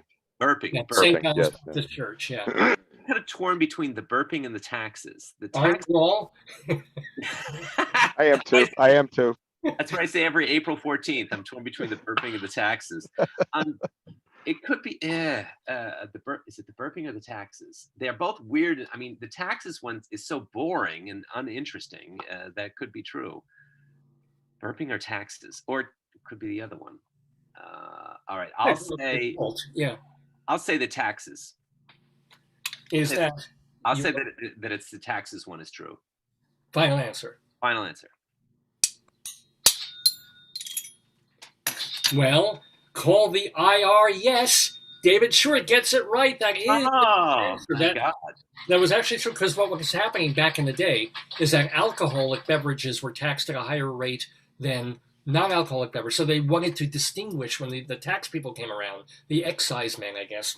They say, see these boxes, this stuff is non-alcoholic, and they'd make red to distinguish it from all the alcoholic products. It's just loaded with cocaine. There's no alcohol, just the coke and caffeine, no drugs. But here's the deal. This is kind of amazing. Each of these has a little kernel of something in it. So in 2006, 3 employees were actually arrested at Coke for trying to sell documents and secrets to a Pepsi employee. Oh. So they weren't trying to break into the vault, but they had all these documents and things that they had access to. And what happened was guess who the Pepsi employee was? Plankton? Close enough, a member of the FBI. Pepsi just informed the FBI, and they turned it into a sting. They set up a sting. Yeah. And here's the amazing thing. Nothing amazing. New Coke did come back, but it was just 2 years ago because of the TV show Stranger Things. Apparently that was a thing. And this is magnificent. And this is why this is my favorite question of the week. No, it was not true that St. John's the Baptist Church in Mexico banned Coca-Cola because kids were coming in to drink it and then annoy everyone with their burping. On the contrary, St. John's Church in Mexico used Coca-Cola in services because, and this is a quote, burping purges evil from the soul. Oh. They wanted people to come into church and burp. All I know is if I ever have a synagogue, I'm serving beans. But anywho, with onions. So you would serve Coke and beans, basically. I pretty much would. Yeah. So he'd have a cookout with hot dogs, Coke, and beans. That would be the end of it. And that way it would come out both ends. Oh, and it would be, and that would be an outdoor congregation, I hope. So well, it's kind of a half-baked answer, but the evil would find 2 exit points, or 4 if Anywho, we have. Let's see. Oh, go figure. Guess who's leading the game? David Sheward with 4 points, but very, very close behind. I know, Adam, you have a very close behind with 2 points, and Richard Goldklang with 2 points as well. Our next question, though, in our second round, goes directly to Cousin Adam, so you can catch up right here. And if you've ever put ketchup on beans, they taste very good. Here's the deal. Your question, Adam, 1899 was the year.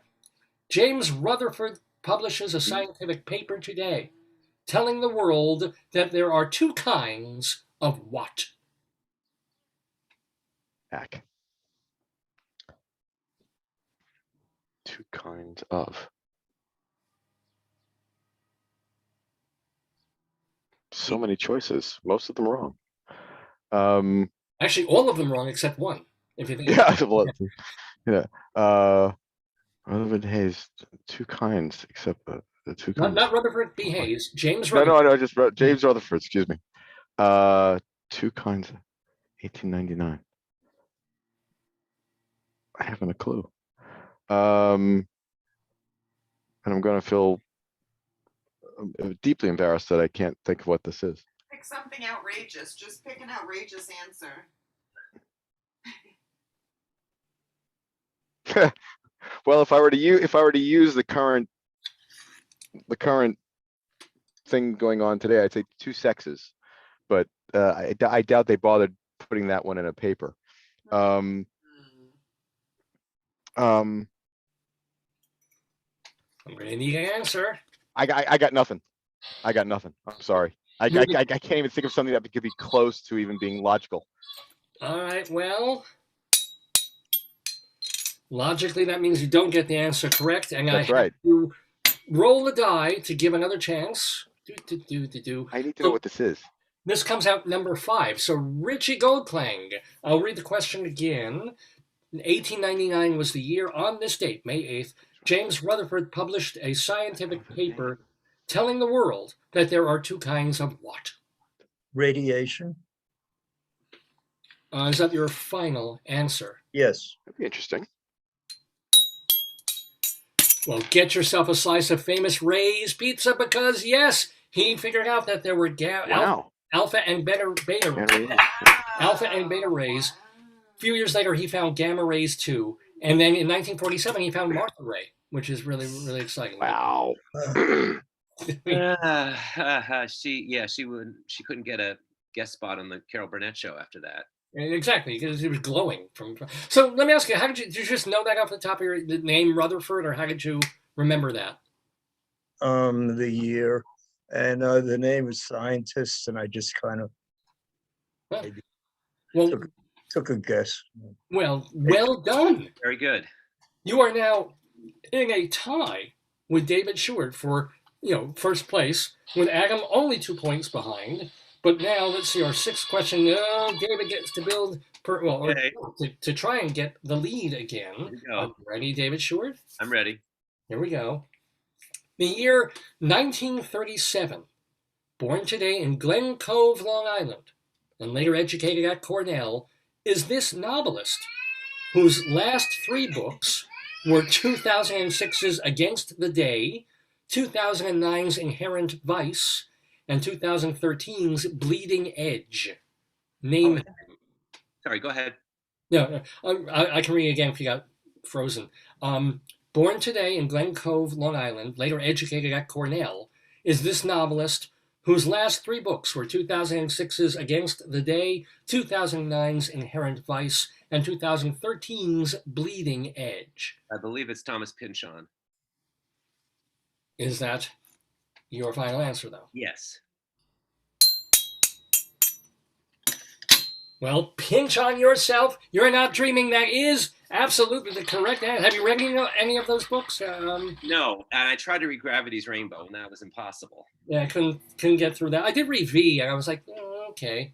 Well, that was his first big book. I haven't read any of his later. Have any of you guys read Pynchon? You other guy? No. He's very difficult. I don't know. Inherent Vice was made into a movie, and I think I tried to read it, but it was just too difficult. I prefer Miami Inherent Vice. That was all right. Yeah. Thank you. Joyce is saying, that was just a crocker. But here we go. Let's get to the. I'm terrible sorry about that. We come to the end of round 2 of our Today Yesterday quiz, and at the moment we have the lead with David Sheward with 6 points, Richie Goldklang with 4 points, and my cousin Adam on the board. And remember, in this game, if you're even on the board, you should be proud of yourself and quell with 2 points. But we have Mother another. would be very proud. It's still everybody's It's game. so difficult. Here we go. I got the important question. I knew about the dogs. That's all. Yeah. I'm good. Okay. Now, this next question, though, goes back to Richie. So, Richie, you can try and catch up to David, if you get this question right. Are you ready? Mm. The enthusiasm, the sheer insouciance of that response. Oh, man. The rabbi was more animated than that yesterday. All right, here we go. The year 1939. Not by much. To help stop British oppression. Oh, I don't know if I'm going to get through this question. I love this one. Let's hear it. The year 1939. This is Richard's question, though. To help stop British oppression in India, Mahatma Gandhi begins a 21-day fast today, basically living on water with a little salt and lemon for 3 weeks. Generally, he had a really healthy lifestyle, eating a lot of fruit and going for long walks, but Gandhi did have some medical problems during his life. Which of these was not an ailment suffered by Gandhiji at some point? A, gastroenteritis, B, hemorrhoids, C, duodenal ulcer, D, dysentery. Hemorrhoids. Is that your final answer? Absolutely. Well, Gandhi was surrounded by assholes, but his actually had those. So yes, poor Mahatma. This is why he was lying down all the time, because he couldn't. Yeah, he was bedeviled by the roids. So we're having piles of fun here on Dave's Gone By, which means I get to roll. Now you're giving piles? Okay. Adam, this is just, they just pile up, the jokes. Oh. Thank you very much. I saw that. All right, go ahead. Here we go. Adam, I rolled a Yes. 3. That means I rolled a 3, which is your number, which means you It is. have to steal this question. Gandhi, over the course of Yes. his life, healthy eater, healthy lifestyle. However, and even fasting a bunch, but he did have medical ailments.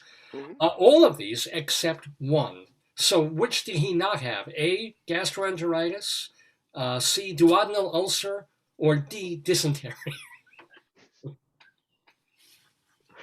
Well, let's see. India. Dysentery? Yeah, kind of goes with territory. The dysentery. Oh. Well, I'm thinking, he did all those walks. I just, but I would say either or D, either a duodenal ulcer or dysentery. I'm just not sure which.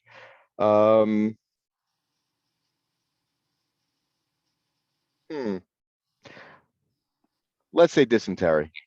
Probably wrong, but I'll go for dysentery. What the hell? You'll go for I'll go. You'll all go for dysentery. That's it. And we won't stop. Well, Adam, I'm afraid that was a dysenterrible answer because that is not the correct answer to the question. So, David Sheward, you now get to steal this question. All right. Which of these did not bedevil Mahatma Gandhi during his life? Was it gastroenteritis or duodenal ulcer? It could be either one of them. So gastroenteritis. Mhm. Is that how you say it? Yeah. Gastroenteritis or duodenal ulcers. Right. Did I say that right? Yes. Yeah. So I figure I got a 50-50 shot here. And so did Gandhi. They both sucked, but he's dead. It's okay. Yeah. Let me see. Ulcers or gastroenteritis. It could be either. It could be either one. I'm going to say ulcers. Is that your final answer? Sure. Ulcer, that's my baby, ulcer. Yes, indeed. Well done, David Sheward. That is the correct answer. It occurs to me now, maybe Gandhi wasn't fasting to save India. He just, he just wanted to stop himself from shitting because he had dysentery. Gastroenteritis. And hemorrhoids. That's why he was so miserable. He's like, oh, please. He asked the guy to shoot him just to put him out of his misery. He's like, don't shoot me in the head, shoot me in the ass. Take me out that way. Oh, poor guy. Anyway. Curry. They didn't. the Richard Attenborough movie didn't touch on that too much. Not at all. Like if they did it right, the costumer would have just had to like piles of brown sheets all over the place. It's like, oh, anywho, David Sheward, you have 8 points. My goodness, you're running away with a game almost, but I think there's still a possibility that Richard at least can take this. We'll see. The next question though goes to my cousin Adam. Adam, are you ready for our 8th question? I can't do any worse, so rock on. You could have done worse. You already have 2 points. But here's the question. It's a multiple choice. Yes. This is going to be so much fun. The year Oh, God. 1940. Be any more fun than the last question? Yeah, we're going to some deep, dark places. 1947 was the year. Yes. Arrested by Polish communist authorities today is Witold Pilecki. Okay. Oh, yeah, I see the look of A recognition. cousin, I see. Yes, go ahead. He is put on a show trial, tortured, executed. He's now considered a hero for fighting both Nazis and communists. In fact, he volunteered to sneak into Auschwitz as a prisoner to smuggle out information for the resistance. Now, speaking of Auschwitz, which of these is not true about this concentration camp? A, 1/6 of all the Jews who died in the Holocaust died in Auschwitz. B, the IG Farben executive who oversaw the use of Auschwitz prisoners as workers and medical test subjects spent only 7 years in prison. C, the youngest woman ever to be executed in British law was an SS guard. Or D, Elie Wiesel's mother and father were both murdered within days after arriving with him in Auschwitz. Which is not true? Which of these is not true? And this question is for Adam, though. Okay.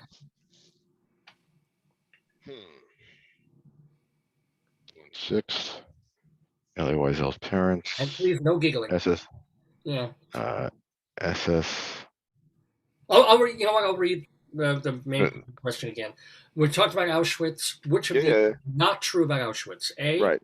1 out of 6. of all the Jews who died in the Holocaust died in Auschwitz. B, the IG Farben executive who oversaw prisoners being workers and medical test subjects spent only 7 years in prison. C, the youngest woman ever to be executed in British law was an SS guard. Or D, Elie Wiesel's mother and father were both murdered within days after arriving with him in Auschwitz. I'm actually going to say C about the British guard, the SS guard, because, well, just because. Oh, no. Yeah, my final answer. I may be wrong on that. Well, Adam, you should be on your guard because that is not Negative, yeah. answer. Afraid not. So, we can roll the die. Interesting.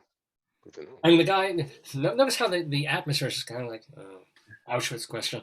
We come up with a number 1, which is closest to David Sheward. So, David, you can kind of put the game away here if you get this correct. Give me the choices again. I will. The remaining choices are: one of these is not 6. true about Auschwitz. Elie Wiesel. 1/6 of all the Jews who died in the Holocaust died in Auschwitz. B, the IG Farben executive who oversaw the use of prisoners as workers and medical test subjects spent only 7 years in prison. Or D, Elie Wiesel's mother and father were both murdered within days after arriving with him in Auschwitz. It's D. I'm going to say D. About Elie Wiesel's parents. Final answer? Yes. Well, I have to say, Dave, you did Elie Wiesel. That was...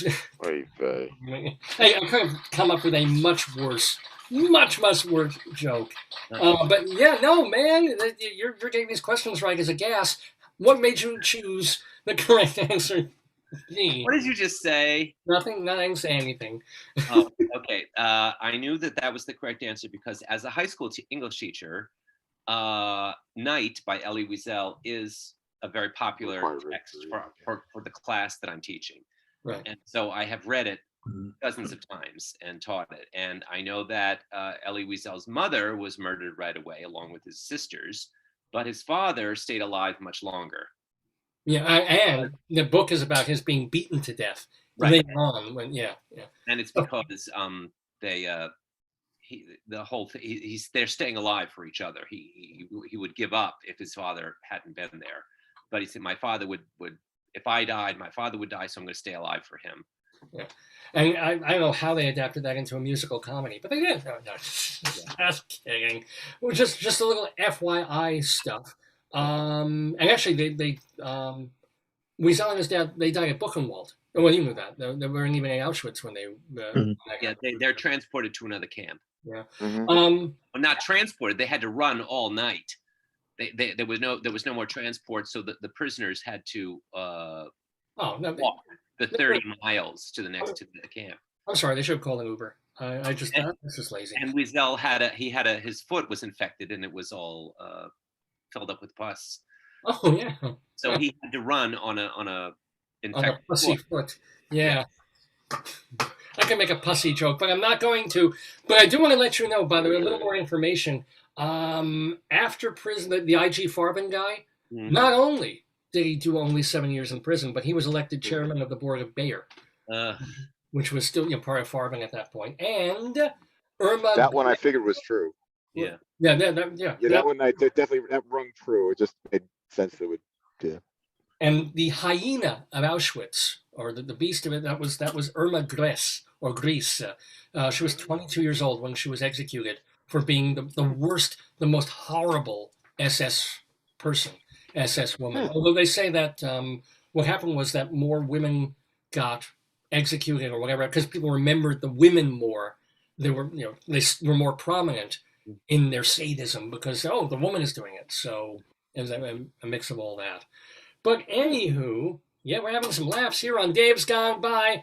But David Sheward is certainly laughing. He's got 10 points. Oh my God! But let's do our next question, which goes directly to David. Yeah, here we go. Let's see if you can build on your lead. The year 1970. Enraged over. I'll bet you Richie could have gotten this. Enraged over Kent State. About 800 anti-war demonstrators decided to march on Wall Street, where they were met by 400 anti-communist construction workers. The result was what 3-word event? What 3-word event? Yep. Well, I know that there was a fight, and that the construction workers beat up some of the anti-war protesters, and they were invited to the Nixon White House. And Nixon said, "Oh, this is great. You're wonderful people. You're great. You great construction workers." But what was that called? Beat up the hippies day. 3 words. Which I still celebrate. Yeah. 3 words. Commies go home. What? Yeah, okay, maybe that was it. But that's not an event.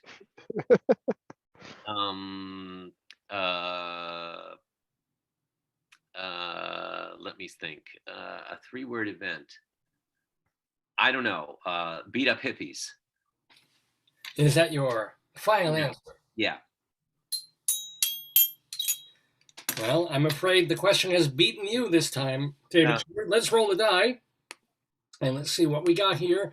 We get the number 4, which goes... Oh, no, you know what? I got to roll again because it's right in between the 2 others, so it's kind of a moot. I rolled again, so now it's a 6, which is closest to Richard. Richard, no fair Googling, no fair looking. We're not Googling because I'm just I could do that, but I wouldn't consider that. That would be terrible. Oh, yeah. It would. So, 1970 was the year. Enraged over Kent State, 800 anti-war demonstrators marched on Wall Street, where they were met by 400 anti-communist construction workers. The result was what 3-word event?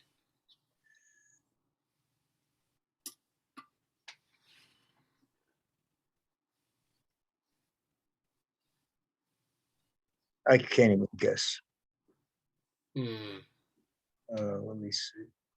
3 words.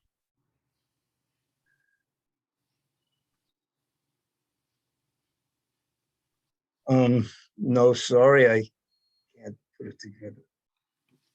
All right, I'm going to have to take the question away from you. Uh-huh. All right. So, Adam Glass, do you want to see if you can put 2 more points on the board by taking a guess? Dog Day Afternoon.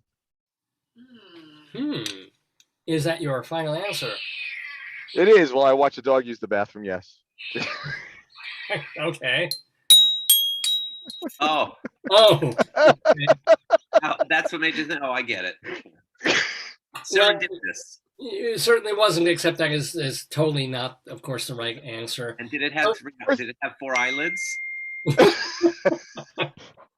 So here's the you're gonna kick yourselves because the big clue is in the question. Okay, I probably should have made it a little clearer. Anti-war demonstrators march on Wall Street where they were met by 400 anti-communist construction workers. Oh. Okay. Construction workers' revenge? I don't know.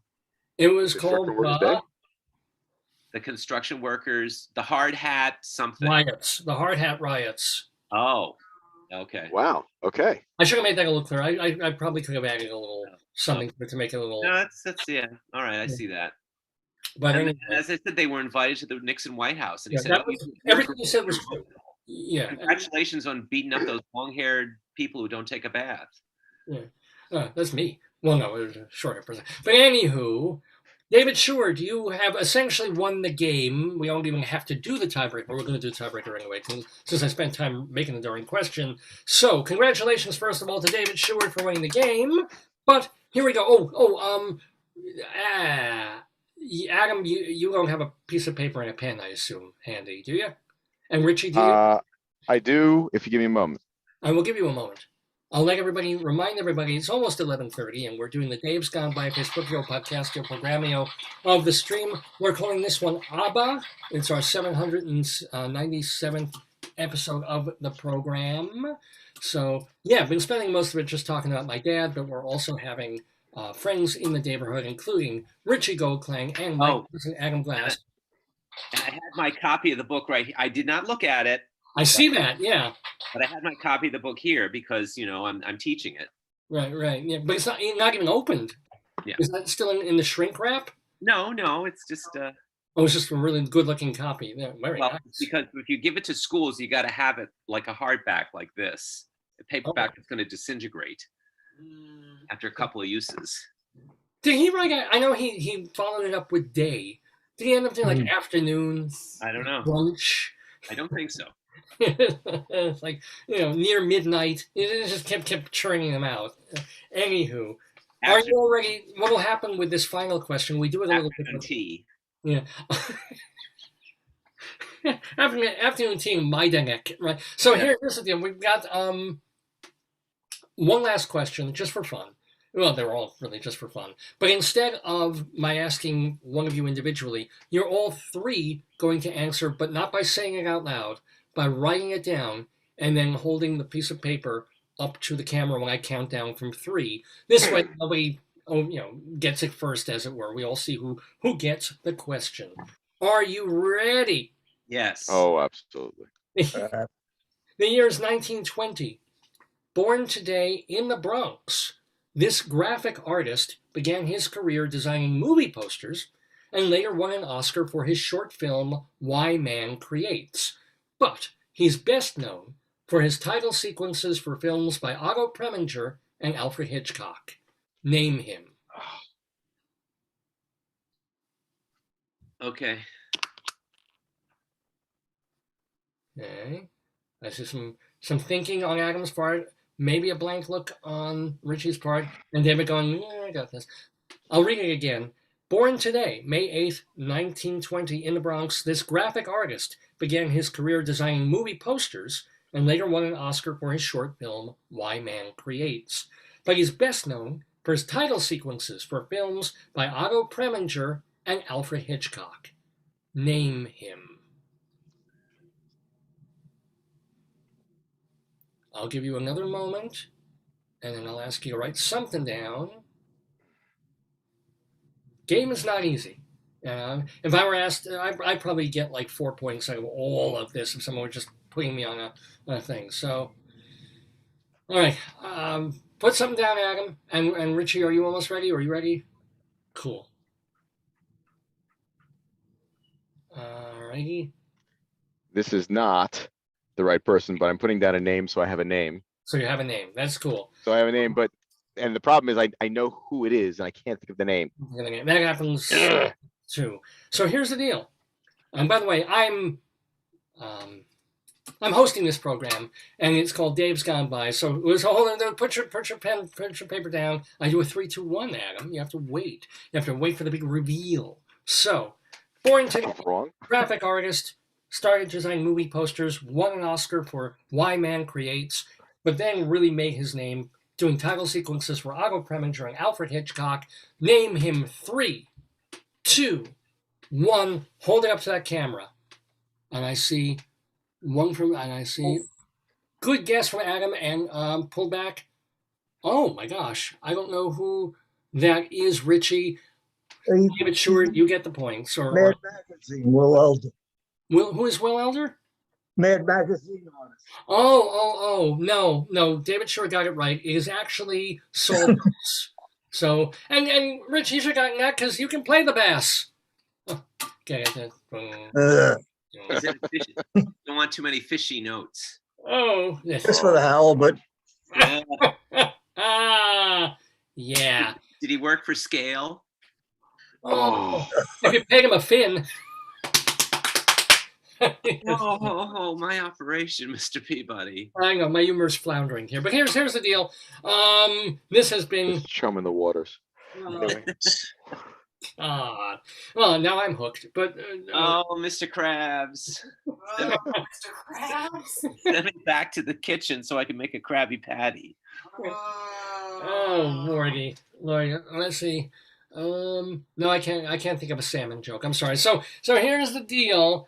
David Sheward, as we said, has won the game. The tiebreaker doesn't really count at that point. So he really got 12 points, but he got 10 points with Richard Goldklang with a very respectable 4, and my cousin Adam with somewhat respectable 2. But you all did really, really well. This is a tough game. Congratulations. Thank you for playing the game.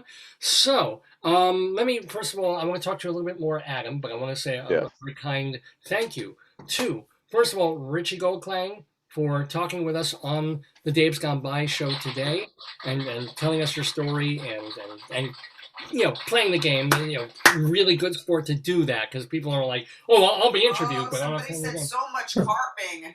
Oh, who said that? Jill Schweitzer. Well, thank you, Jill. Yes, she said. Yeah. Too much. Is that another cousin? No. Now she's forcing me to come up with another pun. Jill is a very long time friend of mine, and Oh, there you go. Well, Richie, I know you can tune a guitar, but can you tune a fish? I collect bad puns, and that's right on. Poisoning here. Hang on, I'm just going down the wrong pike now. So here's the deal. Thank you, Richie Goldklang. It's so good to have you on the show. Yeah, it's I wish Thank you for having me. Yeah. Wish you no more dental work ever. I mean, do you have to go back and do anything, or are you done? Let's see those teeth. They're switch. No, Look at them. They're beautiful. They're absolutely marvelous. temporary zirconia in September. I'm serious. These are forgot their name. These are temporary till the zirconia is made, which last forever. Like I'm gonna last forever, but Well, they'll last your forever. For anybody else, it'd be like 20 years. But yeah, 20, no, 20 hey, years. that's the way it is. How I got these choppers in. This is a lot of these are fake and frontal, etc. And when he gave them to me, it's like, well, yeah, they'll last 15, 20 years. And I'm like, oh shit. I'm due. I'm going to be on air one morning a year or 2 or 3 from now, and I'm like, "Hello, everybody!" Half of my mouth falling out. So you got them done. You're good to go. Good luck with the hemorrhoids. Good luck with the dysentery. Good luck with the gastroenteritis. Not the ulcer. Not the ulcer. No, not certainly the ulcer. No. Let me thank also David Sheward for every week coming with us, playing the game, almost winning the game almost every week. Read him in culturalweekly.com, theaterlife.com, and his blog, The David Desk. Did you write about anything this particular week? Well, I just put out another, I'm doing a series of blogs on the Carol Burnett Show because it's scattered all over the internet, and the reruns that you see are chopped up segments of the show, so there are pieces of it missing. So I'm trying to piece together what the show was. So Oh, Kenny Sams. I know who he is. I know that he wrote for the show, and he had a play off Broadway a while ago, and he wrote for all kinds of comedy shows. Do you know him, Richie? I mean, you bring that up. Yeah, a long time ago. It's a joke. It has to do with summer camp for like 8 years. Oh, Or Yeah. Somser Camp. yeah. I think he Yeah, well, wrote for That's right. Broadway. Mother's He's a very Brothers. prominent comedy writer. Oh, I did that. Okay, cool. And did you write any reviews? Not well. I haven't. I'm when things begin. I haven't gotten any reviews. Like I did do my Oscar predictions just before the Oscars.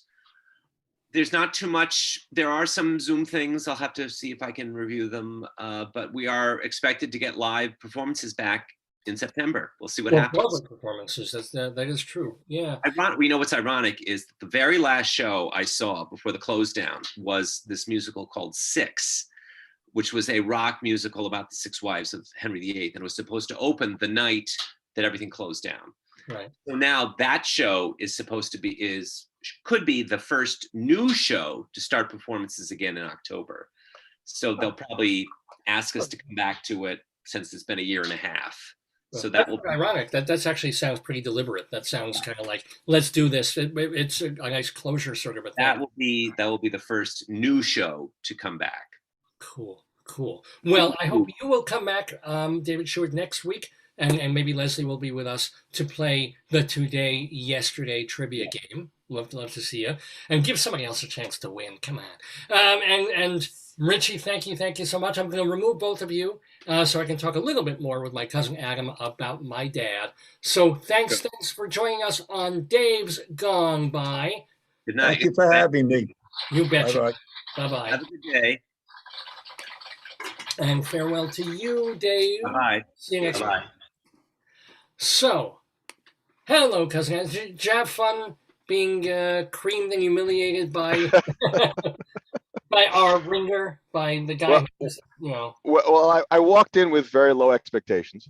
I succeeded there, yeah, and but fairness to me, I knew 2 answers to the questions, and that was it. But yeah. And it's also the luck of the draw. The reason I do the dice is to that's fine. because you never know who's going to get what question at the beginning of the show. So, it wouldn't seem fair if suddenly, like, David Sheward got a theater question, and it was like, well, yeah, I'll give that to him. It's like luck of the draw. But Of course. anywho, Yes. so let's just, you were telling do you have other memories or thoughts about dear old dad, my dear old dad? Let's see. When he greeted you, he always called you. Every time I saw him, "How are you, Bubby?" Really? It was. I always remembered it, which is why I'd written about it the other day. I could still hear him saying it, and it just was one of those. It's kind of like your grandmother, my great aunt, would always say, "You rotten kid." It was that thing you always expected to hear. Yeah, And yeah. And that and the little tap on the side of the cheek, and always good to see you, and a wonderful handshake and a hug and so on. Let's see. It's funny. Went to your house and others were playing around the pool table. I never once saw him play pool. Oh, yeah. He did when we first got the. I'm going to teach me how to play. Yeah. No, he used to. He did, but the thing was, he didn't really. He wanted to be upstairs, with the grown-ups and Yes. talking, hollering about politics or whatever. So he wanted to let the young generation down there to play. So I guess he wouldn't really come down and play. So Now- that, yeah. Am I misremembering, because we had a few different relatives who did this? Your name is Did he smoke pipes at one point? He sure did. He did, right? Yeah, Okay. he had a pipe collection. That's what I thought. All right. Yep. It's funny. I didn't mind. I hated Mom's cigarettes because Mom smoked for years and years and years. Right. Awful, and it yellowed the walls. And I would be in the car with her driving, and even in the bleakest, coldest winter, I would have to crack my window open to breathe because the car was just filled with smoke. And literally the inside of the windows of the car were yellow. And so you could run your fingernail down to get through it. It was like just this cake of yellow from her smoking in the car. But Dad, I didn't really mind the pipe that much. The pipe always had it had a softer smell to it, the tobacco. Yeah. But because I remembered that because I thought I remembered that he had a collection of pipes, as did Uncle Monty. And that was what I remembered about the two of them. And the one time I remembered being at Monty and Betty's home, I seem to remember there being one of those rounds that had the pipes in it. Yes. Right? Yes. Okay. We had one of those. Yeah. Yeah. And I remember that. he smoked cigars once in a very blue moon. I maybe 2 or 3 times I saw him smoke a cigar. I never saw him smoke a ciggy. And he hadn't smoked a pipe in probably 30, maybe 40 years at this point. Right. So, Well, but yeah. when I was young, he did. And I remember that because I remember something about him quitting. Mm. And it, again, that small thing, because I remember seeing the pipes and I think I asked him about it. And I kind of caught it at the tail end of the fact, 'cause I never saw him smoke one. Right. I just saw them being present in your home. Yeah. And I asked, and it was I used to, and he was quitting. He had quit smoking them. And good for So him. that was It did so much good for his health. now. He might have just stayed smoking. Wouldn't make a damn difference, you know. Well, you know. When was the last time you saw him? I was trying to remember that, and sad to say that it was probably at Bonnie's. My aunt. And probably not for a happy occasion, because either it was for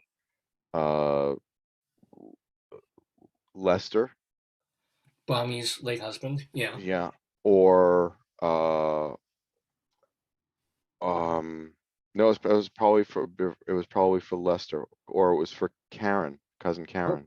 Well, that's going back. Yeah. Yeah, so no, I had to. It would probably be Lester's, and it's possible that I'm wrong, but it's the last one that I remember clearly.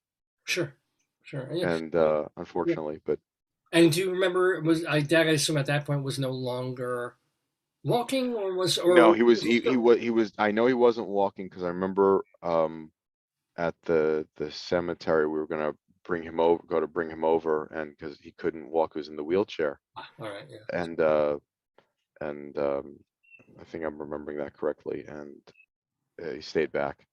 So I think those times were the last that I got to see your father. Right. Okay. Oh, well. So I mean, you didn't physically see him yesterday. You saw yeah the box. So, what was your favorite part of the funeral? Oof. There's nothing to be a favorite about. I love seeing family. I loathe seeing them in that setting, but I'm grateful for everybody's presence. So sometimes you have to take what you can get. You know, we end up getting together for weddings, bar mitzvahs, funerals at this point, and because the family gatherings that next time on a happy occasion, why we only do this when yeah. In a pandemic you only do it when, but so it's the, I thought about it, and unfortunately the last time I really got to see Stephanie and Adam and Josh was all that time ago as well. I missed a decade with all of them, and I'm like, I and it's not like can't you're living that. in London. I mean, you're friggin' another part of New York, or for a while you were in another state. Connecticut. I was in Connecticut, but even so, it's just how did life get so busy and so crazy and so involved that I missed a decade plus, and I just I try not to think about that too much. I was so happy to have you out of our lives, but now that you're back, Well, I and fun you. Yeah. I am my own pandemic. Yes, I am. Yes, you basically are. I am. You're COVID glass. You are. You are. And as you were telling me yesterday, I just our little mutual history. I mean, I Yeah. corrupted you. You corrupted me. You turned me on to a guest who I had on the show years ago named John Tom Dalby. as a cabaret guy, as Dr. Dirty, who just makes Mhm. parody disgusting, horrible songs, parodies of popular tunes that are filthy, and which I still do to this day. And you shared that with me. I turned you on to Dr. Demento and Python, Yes. and whatever else, whatever other. Larry. Wildman. Larry. You mean My Name is Larry Wildman Fisher? Yes. Yeah, Larry. Yes. Larry Fisher. Yes. Yes. I corrupted this young man. He's about 7 years younger than I am. So I corrupted this young feller who's who looks but what? You're 53? 4 years. 53. Oh, Jesus, man, you still look about 40 barely. That's just not From your lips to God's ears. No, usually we say that from your no, it's true. You could pass for like 39, you son of a bitch. Well, look at his hair. Look at his hair. Ask him if it's real. You don't know. Do you have plugs? Is that like a hair, whatever, carpet for men? No, that's real. That's the real deal down there. You could get a weave, honey. Okay. So, I know I don't want to ask too much about your personal life because it's been sort of upheavally in the past year or two or three. But what do you want to say about where you are at these days that we can share? I live in White Plains. I work in the 5 boroughs. What's there to know? What's there to know? Yeah, I'm so tempted because you told that. Do you want to tell that story again about using the subway a couple of months later? Hell of a freaking story. It was speaking about the unfortunate levels of distress that have overtaken New York City. And it's never a place to go blindly and lightly and not pay attention. But in this last year plus of the pandemic, unfortunately, it has sent more people over the edge than usual. And because you have fewer people who are going about their relatively normal day-to-day lives, these other people who are suffering and troubled appear to be there in greater numbers, certainly relative to the rest of the population. So I am traveling on the F train one morning, and I get one stop, and a person gets on with part of a shovel, the handle part with no shovel attached. And they don't sit down and they don't speak, but they pace, kind of bouncing back and forth between each foot, and they look very angry. And they are directly across from me, and I am thinking to myself, this person wishes to turn me into a shish kebab. But move, yeah, thank you. But to move didn't seem prudent, so I sat there and just kind of went, hopefully he'll ignore me. And we go one stop, he goes to get off, but before he does, he attacks the subway car. There are these advertisements that sit up along the top of the subway cars that are encased in plastic. And he stabs at it with all of his might. He just throws his entire body at it. And it doesn't break. And he gets angry about that and then steps off the car. So I assume, okay, we're good. He made his mark, we're done. The car goes to close, and he sticks the handle inside of the door. And so the door opens again. Wait 30 seconds, he does it a second time. So a young lady. Wait, I don't understand this. He didn't, when the doors opened, he didn't just come back in. He just stood. No. Yeah. He went outside the car, and he's threatening and posturing on the platform. Right. There's nobody there, of course, to bother. So when the doors go to close, he sticks the handle inside the door so that, of course, the sensor says there's something blocking, and it goes to open again. Second time around, someone in our car says something, the conductor, of course, over the EPA, hey, come on, let the doors close. Third time's a charm, this guy does it, and he's threatening. I stand up because I don't have that patience anymore, and I'm closer to the end than the beginning. So I just get up and ask him to stop nicely. I try to be kind about it, and then he starts threatening me with the poking and whatevering from his distance. And then did I, the poking, by the way, Adam. uh, I've heard that. Yeah, well, thank you very much. Again, with the pool table, stop. yeah, yeah. So, the, and I lost my temper, nothing to be proud of. And I got very loud and threatening and imposing, and he stepped back several feet, far enough for the doors to finally close.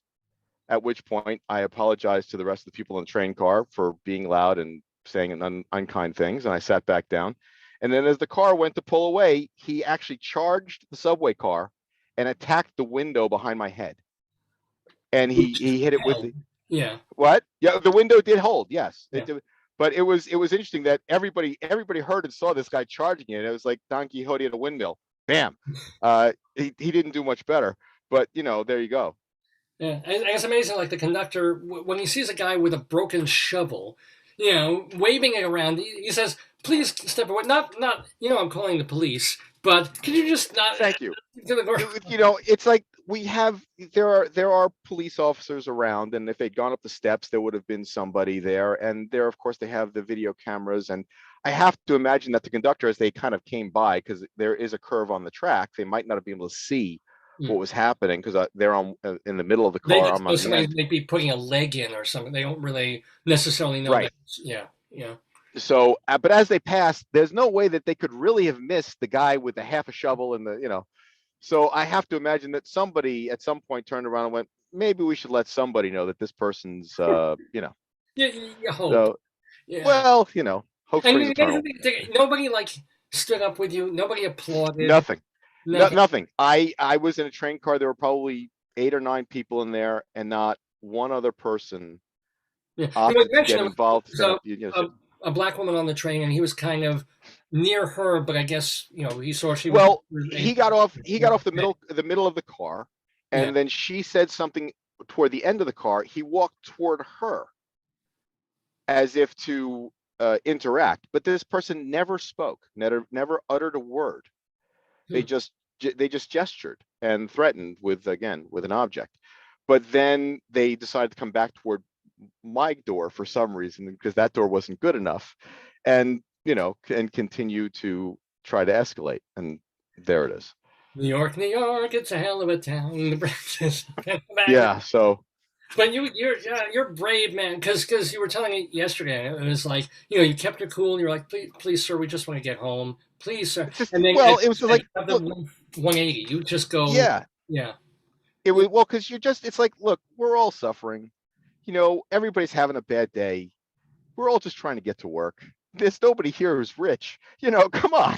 Yeah, we're riding in the subway. Yeah, but it's, you know, it's but not exactly like. It was the interesting thing of like, I will kill you. If you get near me with that thing, I'll take it from you and I will kill you.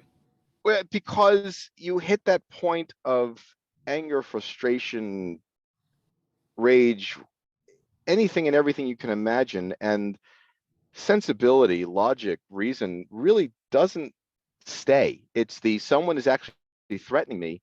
And the problem is they're making sure that they can continue to threaten me because I can't get off the train because they're standing there. I can't go to another door because they're following.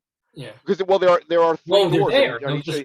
So if I'd gone to another door, he was following because he came back to where I was. He didn't stay at the other door. So, and he didn't go to another train car, and there are 10 train cars to choose from. So he had taken a target. So it was all right, I can't get off this car and go to another car. He's following me. He's trailing me back and forth on the car. I can't, you know, he won't let the doors close. So he's not leaving me with a lot of options here, and nobody else is stepping up to do anything. Maybe he's just a busker. Maybe, you know, he has an instrument that he can play. So it's like, for like a minute, I'm going to make threatening motions. Could you please, you know, I'm trying to, if you have 50 cents, if you have $1. You know, I thought afterward, and it occurred to me that perhaps the one thing I didn't do was to ask him, and silly me, I didn't ask him if he was okay. I never once asked him if he was okay. Because we don't care. Do you need, we want no. I wanted him to stop being violent. Okay. Yeah. Well, hold on. But I never, and this is what I thought about afterward. What could I have done better? Because obviously resorting to violence was, you know, not the greatest choice, but I didn't feel a lot of options. But I never once asked, do you need something? I didn't ask, are you okay? I didn't ask, and it's not about being a bleeding heart or anything else, but it was what else could I have done to try and diffuse it? Because it wasn't even like I had real good cell phone service to try and call the police and say, yeah, someone want to get down here to, yeah, I have no idea what station I'm at right now because the markings are that good. But I'm on the F train, so if you could find me, that'd be terrific. I got a guy here threatening me with part of a shovel handle. Yeah, you know. Yeah, and I love the serendipity of this program because for absolutely and completely randomly this week has been about shovels. I started the show with my boss at work killing a spider with a snow shovel. Oh, really? Yeah, Monday morning. First thing is she screams and she's bashing a spider with a snow shovel in the hallway. Then, and you tell me yesterday, out of the blue, just stories you're talking about how New York has gone downhill and how de Blasio is like, everybody's just saying de Blasio is like the worst thing ever. And just New York is horrible. And this is an example. This is another day in New York during the pandemic. And there's a guy with a shovel handle. And of course, yesterday we hear that sound, that first fucking sound of, the shovel in the dirt. In the dirt. And then that sound, yep. And then the one that hits the box, man. That hollow echoing sound is supposed to stay with you. It is as much the intention of that sound as when you go to temple and you listen to the chants that are classical, and you hear in those not just the people who are there, but the history of people who came before us, the sound of that suffering and struggling in shtetls, and the sound of people who are wandering.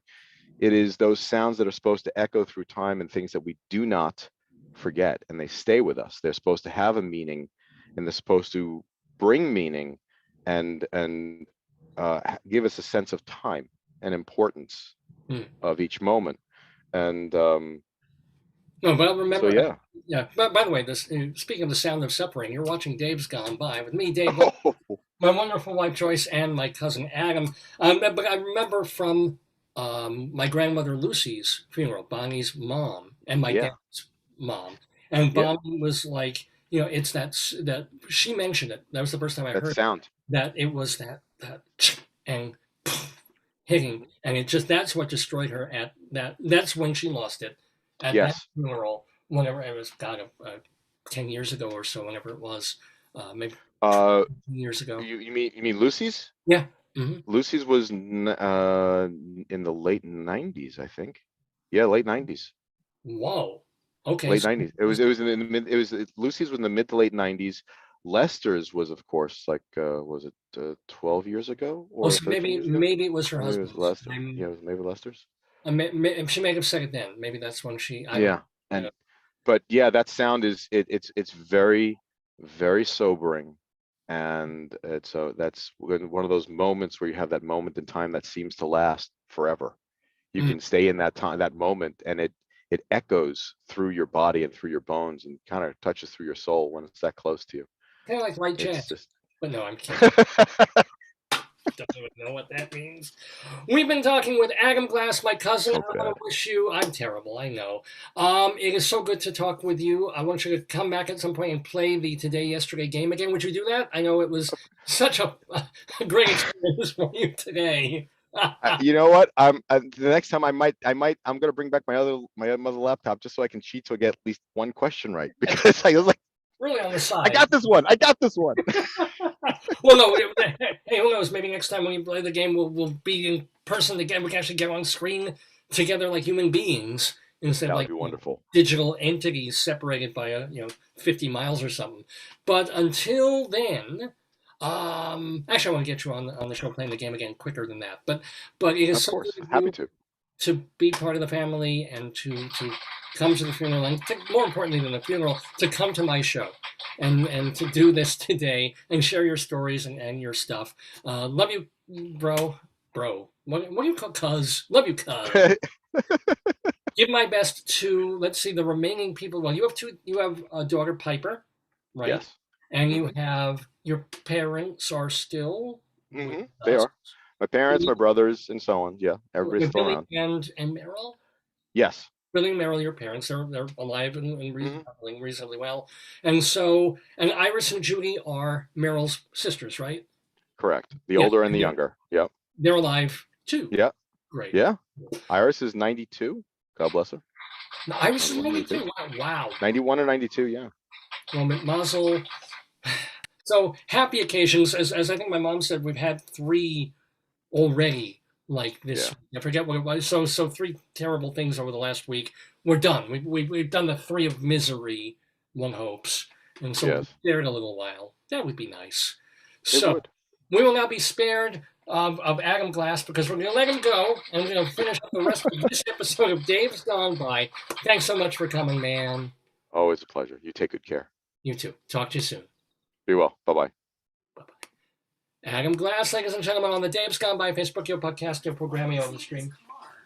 He needed just a place to be quiet. It actually worked out very well. Yeah. When we were interviewing the guy from In The Excess. Australian guy, yeah, he was in his car with the hat, yeah. Yeah, No, the but he cars said are good. No, but he said he lived in an area that was so remote they didn't have Wi-Fi. He had to drive into town for Wi-Fi. Well, it worked. It worked out great. So thank you, Adam, and thank you so much to David Sheward for playing the game.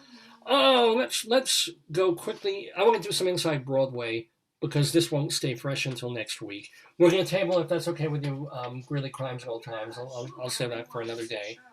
But yeah, we were talking about Broadway with David Sheward. I'm a theater critic, actor, a playwright, certainly. So I care about Broadway. There's some Broadway news going on for sure, and I enjoy sharing that with you in this segment that we do called Inside. Oh, God, I hate this new iTunes. I just, and Big Sur, I'm getting used to Big Sur, but oh man, where is it? How is, here we go. Here's our Inside Broadway theme. I don't know if this is the old one or the new one, but I do want it to play. Lupton. Now, why is it playing on the, why in the name of fuck is it playing? Because you love Fort Lupton. That's your favorite. Oh man, no, this should be our Inside Broadway theme. The old one. Inside Broadway, brought to you by Total Theater's Performing Arts Insider, your everything theater guide.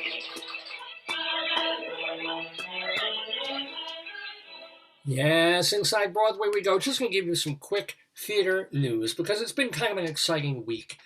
Broadway was told, by the administration, by the governor, by everybody that if they wanted to, if they were even able to, Broadway shows could reopen at full capacity on September 14th. Now, there's a lot of question marks about that. Does that mean, everybody is masked the whole time when they're in there? Are they going to need certificates to prove that they don't have it? They've been tested. Their temperature's taken out the door. Whatever it is, they figured out the way, and Broadway can only really survive commercially if they can fill all the seats. It's not like they can do 500 out of 1,400 seats, and then it would be worth it for them to open. They just can't make the economics work. But they can, if they can get the people in. It's not as if every seat for every Broadway show sells out. And certainly that's going to be tough if the tourists spend a long time coming back here. But presumably, if a Broadway show wanted to open on September 14th, protocols in place, it could. Now, the news from the Broadway League is that, no, they're not. September 14th is kind of the go date to get everything really ready. They're going to start getting ready like next week. But everybody's figuring October, things will really start to pop. So here's what's happening. Already a couple of shows have announced dates. They're going to be starting. We know that Chicago's coming back.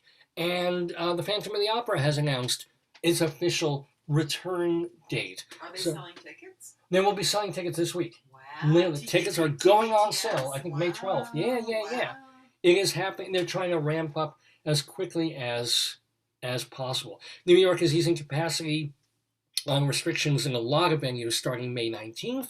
And yeah, so it's going to be Labor Day-ish. And maybe we will see a show or two. And as David Sheward was saying, that show 6 about Henry VIII and his wives, or the wives of Henry VIII, was like the show that was going to open on the day that New York shut down. And they may be the first news show that reopens up right after Labor Day, maybe in early or mid-September. That might be the date that they do it. So it's it's heartening news if we don't get hit with the India variant or the California variant, and we don't get this third wave that some folks are predicting, which could very well happen, even if half the damn population is vaccinated.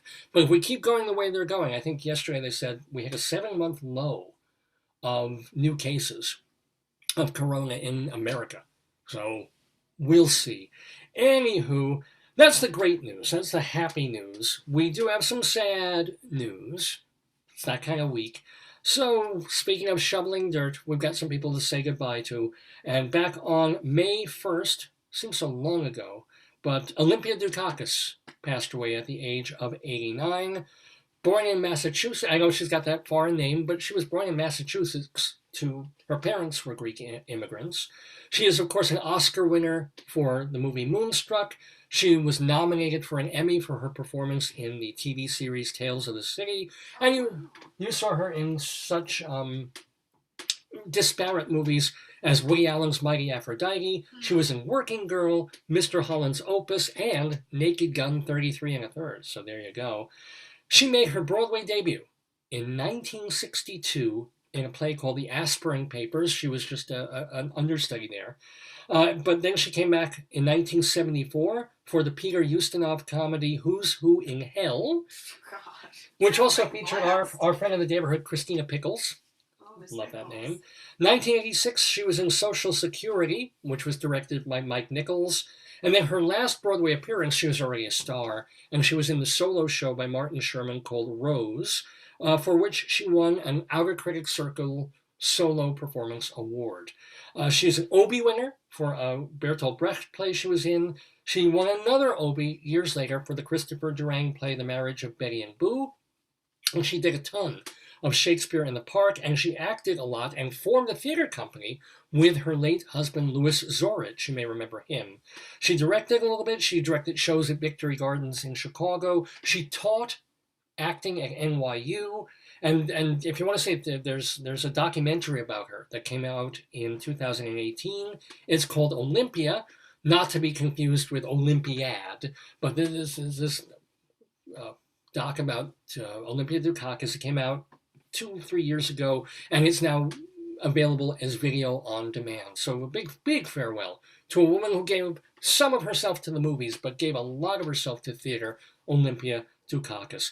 And speaking of someone who gave of himself to the theater, a big farewell to Joseph Ahern. Joseph Ahern, who? Oh, Jacques D'Amboise, his professional name, who died on May 2nd following a stroke at the age of 86. Dancer, choreographer. He was in the New York City Ballet for a bunch of years and created 24 roles for Georges Balanchine. He was in the films Seven Brides for Seven Brothers and Carousel. In 1998, he was given a National Medal of Arts for his work. And here's the deal. His mom had his name changed to her last name, D'Amboise, because it sounded more aristocratic than Ahern. Go figure. He founded the National Dance Institute to teach children to dance. He had like 30 kids the first year. And since then, by last year, more than 2 million students have been taught dance at that National Dance Institute. His kids include the Broadway actress, dancer, and choreographer, dancer, choreographer Christopher D'Amboise, and his daughter Charlotte. She was in a dozen shows like Chicago and Song and Dance. He, amazingly enough, for all that he did with New York City Ballet and for dance and dance teaching, Jacques D'Amboise appeared only in one Broadway show, 1957's Shinbone Alley. So we bid a fond farewell to choreographer Jacques D'Amboise, who passed away in the neighborhood. I want to remind you that if you want to know about what's going to be happening on Broadway, not that far away, in just a couple of months, this is going to go popping all over the place because Off-Broadway is going to open even sooner.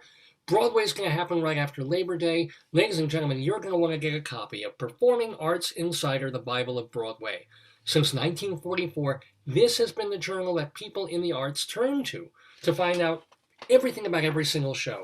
There's, of course, the opening section, which lists all the shows that were playing, that went on hiatus, the shows that were about to open, the shows that are still planned to open in a year or 2 or 3, a map of the Broadway district. This is all on one page.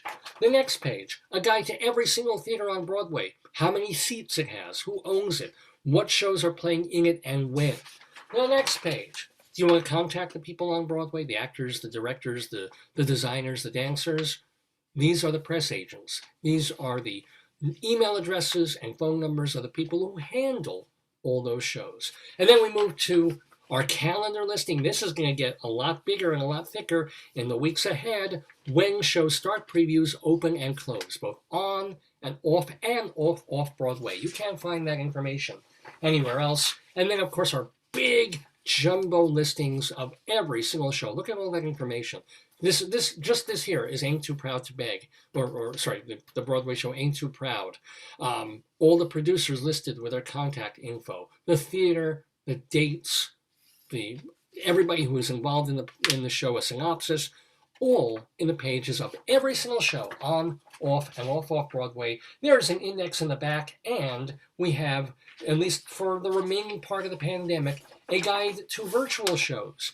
All the shows that if you can't still get to the theater, you can either for free or pay a nominal sum to watch either shows that have long been on YouTube or new Zoom shows. These are links to all those shows. You don't get that anywhere else but Performing Arts Insider, the Bible of Broadway.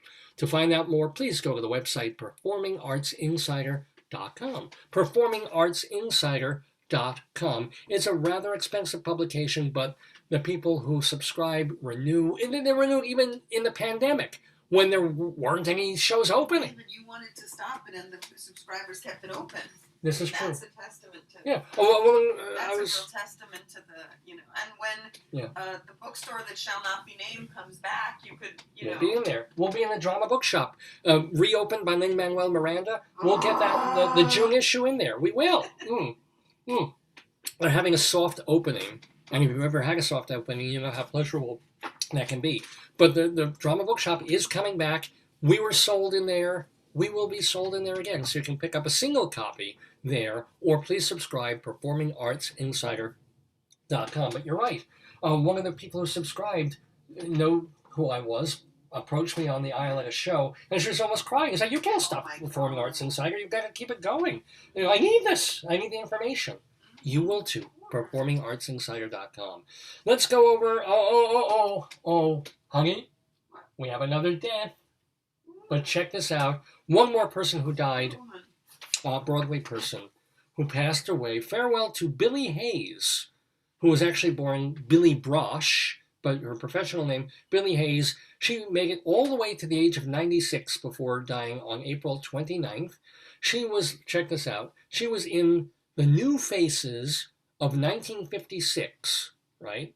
Those new faces included Tiger Haynes, Jane Connell, Bill McCutcheon, Inga Swenson, and an actress named Maggie Smith, with material contributed by Neil and Danny Simon, Marshall Bearer, and Ronnie Graham, and Paul Lynde.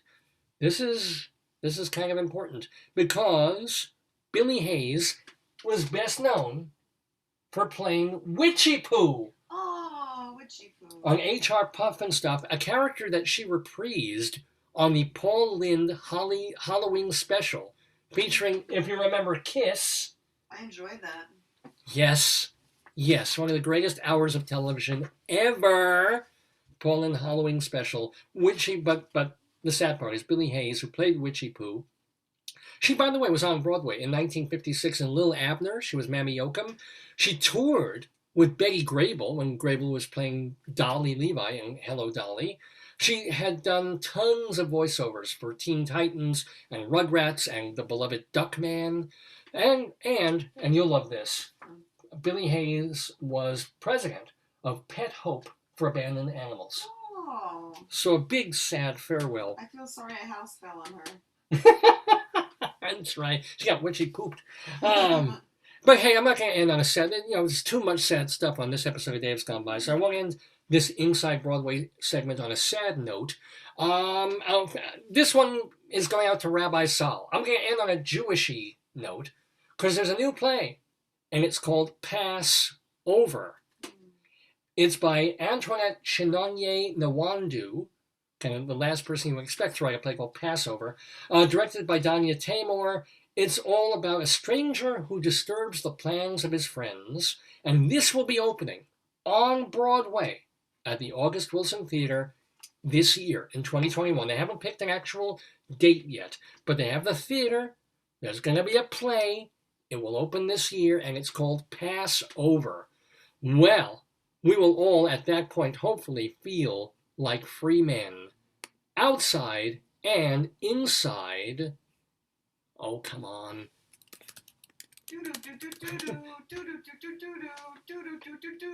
Broadway! Come on, please play this. Please. No, that's not what I want to play. It brings up the exact wrong thing. I can't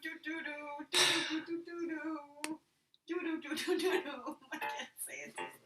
It's the famous gay white way where the night is bright as day. Ain't Broadway grand?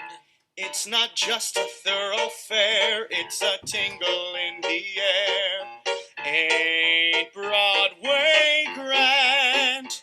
It's excitement, it's romance, it's all fun and song and dance. This wonderland, you can be a millionaire quicker here than anywhere. Ain't Broadway grand? You audition very well, you're in great form, you can tell.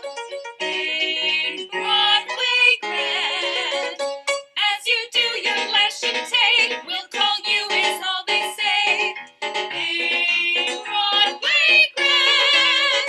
Then it happens they pick you, and your dream is coming true, just as you planned. And that opening night is here, and the critics rave and cheer. Ain't Broadway grand? And your name's on that marquee, where else would you want to be? Ain't Broadway? Well, we almost never get that far into the song, but I got a long pee to do before I can come back and talk a little more and finish up this episode of Dave's Gone By. We're on from 9 until noon or thereabouts every Saturday morning. And yes, we're in the thereabouts portion of this episode, our 797th. If you want to hear or watch, well, at least for the past couple of years, almost every single one of the previous 796 episodes, we've saved them in as best condition as we could. Some of them were a little iffy, but I would say 90% are perfectly listenable in great condition. 95 maybe. And episode after episode after episode, you can just go to davesgoneby.com.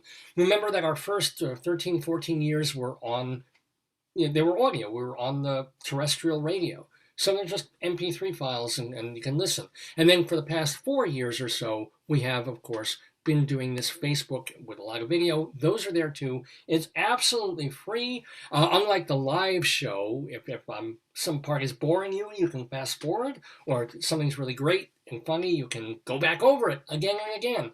Plus, we have a separate archive for all the people who've been interviewed on the program. So yes, just go to davesgoneby.com. We also throw our archives up on another website that is archive.org, a non-profit site that is just trying to archive all this stuff from the creative universe over the past hundreds of years. They've got books that are in the public domain, old radio shows, old TV shows, and all these hundreds of episodes and interviews of Dave's Gone By. Archive.org, Castbox.fm. Castbox.fm is where you can hear the audio archives of the show. So if you're on the go and you're a podcast kind of person, Castbox.fm is a great place to go. You'll also find pretty much all our stuff on YouTube, unless they've muted certain things for copyright. Find us there. You Google Dave's Gone By, we come up in a bunch of different places. And if you are in Nassau County and you get Altice, Cablevision, whatever they call it, Channel 20, 1 o'clock Monday mornings, on like early AM, like after midnight, 1 o'clock, and Tuesdays, 4 a.m., 2 different episodes on Channel 20, not full episodes, but excerpts. And so we call that show The Daverhood. It's just an hour selected at random from a recent Dave's Gone By. It's not the best place to watch this show. You need to go to davesgoneby.com, but that is certainly a place where if you're thumbing through channels or you've never seen the show before, you're like, what the hell is this? Is it like a sampler? If you're a night owl, It's a sampler, yeah, it's a right? sampler. It's a It's a smorgasbord. sampler. It is the Viennese table of Dave's Gone By. It is the funereal spread. It's the lox and the bagels and the pastries of Dave's Gone By. It's all there. Whether you watch us on Channel 20 Monday at 1 or Tuesday at 4 a.m., or when you catch us on archive.org, castbox.fm, or davesgoneby.com, please come share and tell people about the program. I want to thank so much all the people who wrote in, who looked on my Facebook post. I posted a picture of my dad. There were hundreds of people. Yeah, about 250 people over the past couple of days, certainly on the day of. Dozens and dozens of folks, ranging from people I've known for years to people I'm like, well, they're a friend because I asked them to be a friend because they're in show business or something and they're there, or they wanted to be my friend because they like the show. I've never met them.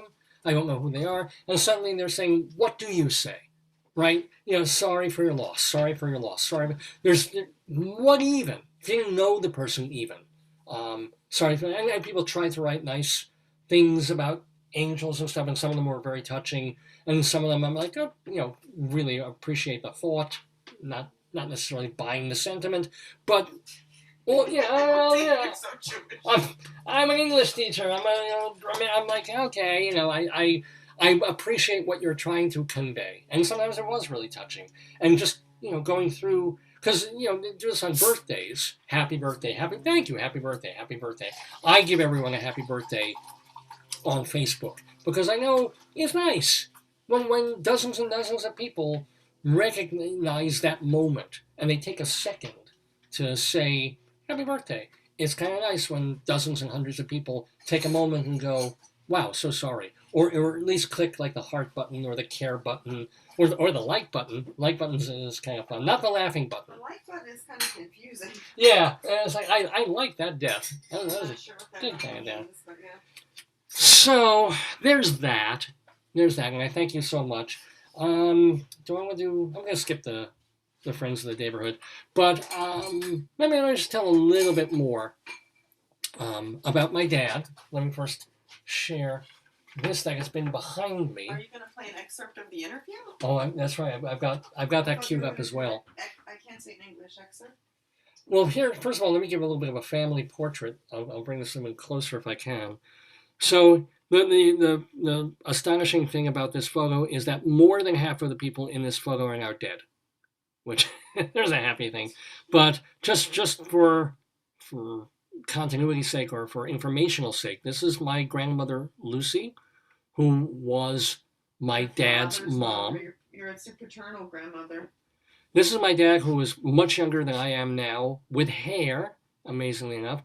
That was my beloved grandpa Sam. He was married to Lucy here, and they are my dad's, or were my dad's parents. Oh, look at you, honey. You're so cute. I'm making a face, of course, pulling a face for the camera. That is my Aunt Bonnie, kind of looking like Judy Carn from Laugh in there. No, that was a compliment. And that is my Uncle Lester, who died way too young, thanks to fighting for his country in Vietnam and coming home with God knows what in his blood. I mean, he lived many years after that, but he just, he should have lived. He should be alive now. And this cutie patootie is my mom, and we can see back then. And then this not so cutie patootie is me. It's just making a face for the camera. And that was our family. Okay, that's so grandma's gone, grandpa's gone, dad's gone, and my uncle is gone. And this is only, well, I'm going to say this is only. This is probably 48 years old, this picture. Anywho, and then to share this, a couple of other quick pics I just happened to grab here. This is the wedding photograph. with my dad and mom way back when, 59. How old are you? Well, I'm 57, so it's been 59 years ago. And of course, the great story, well, no, the great story about the wedding thing was that on the day of their wedding, my grandpa, her father had a heart attack and was sent to the hospital. So forget the honeymoon, forget any happiness at the wedding. that was just like, you know. But he survived. That's the good He thing. did, yeah, he survived for many years. It could have been much worse, right? Yeah. And then here, I was thinking bar mitzvah, but I'm way too young. This was probably Bonnie's wedding. Love my hair. I can't see the picture. You see that? Well, yeah, you'll see in a moment. Oh, look, David, why do you have a cowlick? I know, 2 Why cowlicks. is your hair straight? I have a cowlick and a cow hook. What the hell is wrong with my head? It looks like you have a bad weave. Did you have a weave? I don't know what I had back then. I had tons of hair, and I didn't make the most of it. And for a while, I wore it like the Beatles, for sure. But and then Dad had, you know, he was already thinning. Obviously, he was probably. Baby weave. And he always looked older than he was. Dad might have been literally still in his late 30s in this picture. I looks about 50. Yeah, exactly. He was not. He was not at this point. I mean, if I was what would you say? I was about 7? I don't know. You're small. It's hard to Yeah. tell. Well, thank you, dear. So, anywho. So, you know, just sharing a little bit about Dad, dear old Dad, who very often was a dear old Dad. I mean, the hard part of the past, especially several months, is that I was just essentially avoiding him. I mean, you know, people say, oh, well, of course you're avoiding because you don't like the sickness and the death and the illness and the misery. But the truth is, he was also, because he was in discomfort and pain for a long time, the nastier, angry part of him, which came out occasionally. He was never, ever abusive in any physical way. He never, I don't remember him spanking me. He must have a time or two. I don't you remember. spanked yourself. I spanked my monkey a few times. But no, never felt physically threatened by him, even though he was like 5'10", and I was never more than this. And you know, mostly gentle and a great sense of humor, but he had anger. He had a quick temper, and you felt that. And you felt it as he got older. Who else has that? Not like him. I don't think I have that like him at all. I get grumpy, but I don't have that.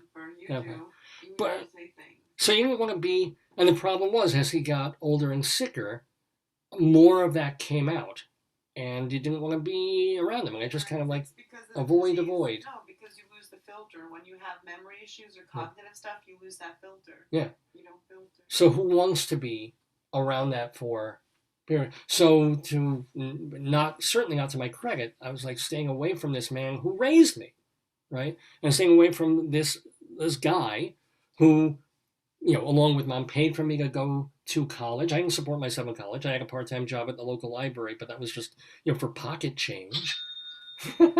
Fed me, you know, all that usual stuff. Supported me, you know. I guess it was a joke. Maybe it wasn't a joke when I said, "Mom, Dad, I want to go into film school." You know, I want to be a filmmaker. I want to make movies and write plays and act and do that sort of stuff. And then apparently, so okay, you know, it's your choice. You do what you want to do. And then they went into the bedroom and cried because they were not going to have a doctor. They were not going to have a lawyer in the family or an accountant. They were going to get some ne'er-do-well actor type who's always going to be struggling. You know, and I mean, I'm very proud. In some ways that my dad got to see, he came all the way out to California to see my play Candide when it was performed in Los Angeles or near Los Angeles. One of your cousins took him, right? Yeah, he was already not terribly mobile. He could walk, but with a walker. Essentially, it was easier for him in a wheelchair at that point. But he came out to see Candide when it won the Lee Korff Award, and they produced it at Cerritos College, and did a very nice job of it. He came to see that, which was quite, you know, special. And it's as much success as he's ever seen me have. Because it's not like I've been on Broadway. It's not like I've made it in the movies. It's not like I became the next Woody Allen or Bob Balaban or Jason Alexander. I'm me doing this shit every week. So he never, you know, essentially, in creative terms, he raised a failure. and you never want to, I admit it freely, but I was just saying, until this point anyway, if I do, on some level, achieve a success, not artistic, because I feel I've achieved some level of artistic success within myself. I've written very funny, good things.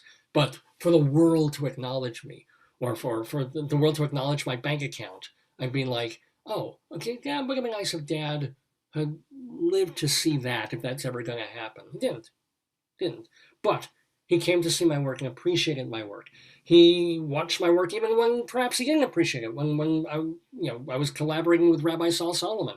Certainly my mother does not appreciate a lot of the Rabbi Saul Solomon stuff. Some of it. A lot of people are. I knew I'm reading Rabbi Saul Solomon stuff. But there was never any question of his support for what I was trying to do, and never any question of his love. Ever. Even at his angriest, even at his snarkiest, his snippiest, which was not, as I said, growing up, it wasn't that often. It really was not. I mean, he was the guy who took me, I think of him, all wheelchair bound, this, that. He used to take me to play basketball on Saturday mornings or Sunday mornings. I went with my parents to the theater a couple of times to see Fiddler on the Roof, the Magic Show when I was a little kid. I would take him to the theater when I became a critic. And when he would work, he would come out of the, and would get out of work. He's working in the court system on 23rd and Lex, or 20-something and Lex. And we'd go to dinner. We'd sometimes go to Francis Tavern or places like that. And then I would take him uptown and we'd go, we saw John Malkovich in Burn This. Oh, wow. And we watched the first act and we were like, holy crap. John Malkovich is just setting the stage on fire. And I took him to other things. I felt bad about some of the things I took him to later on because they were like fucking walk-ups with no air conditioning in the middle of August.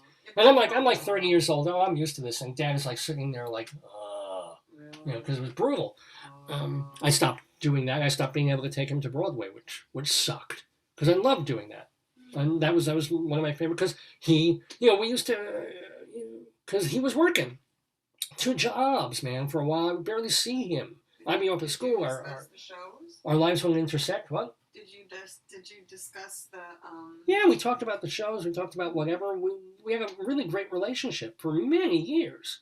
We would go. He would take me out to the basketball court. We'd shoot hoops, and then he'd take me to breakfast at Junior's and pancakes or cheesecake. Oh wow!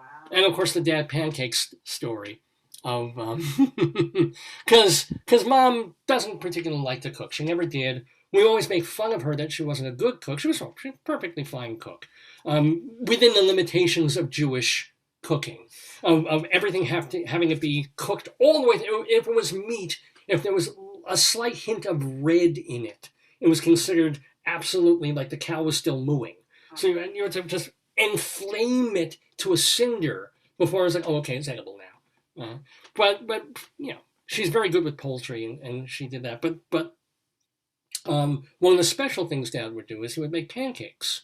Because Mom didn't enjoy making pancakes at all. And at a certain point, she would take a giant metal cast iron skillet and pour all the batter in it and make one big fucking pancake. And then cut it, and then flip it over and take it out. And it would almost be like, it would be an actual cake rather than a thin little pancake. That's a cake. And it tasted exactly the same. But there was something a little bit like, okay, here's like one giant slice of pancake. Whereas Dad would do it. He'd do the oil because he didn't have to cook every day. He'd do it, he'd ladle on, and it was like, oh my God, Dad makes the best pancakes. Mom would say Dad makes the best pancakes, until Dad eventually caught on that our saying that was forcing him to make the pancakes instead of Mom. And he was like, oh wait, I get this now. I don't necessarily make the best this. It's just you want me to do this instead of you. Right. But I remember that, and I remember, in terms of the good times, like, he would work nights at the law office. It was either Dewey Ballantyne or someplace like that. And he'd get home 1, 2 o'clock in the morning. Come home, he'd be wired. He wouldn't yet go to sleep or something because his whole schedule was off. And then I'd be getting up for school at about 4:30. And he'd be there and I'd be there, and we'd watch literally the late show on TV. And again, that was our time.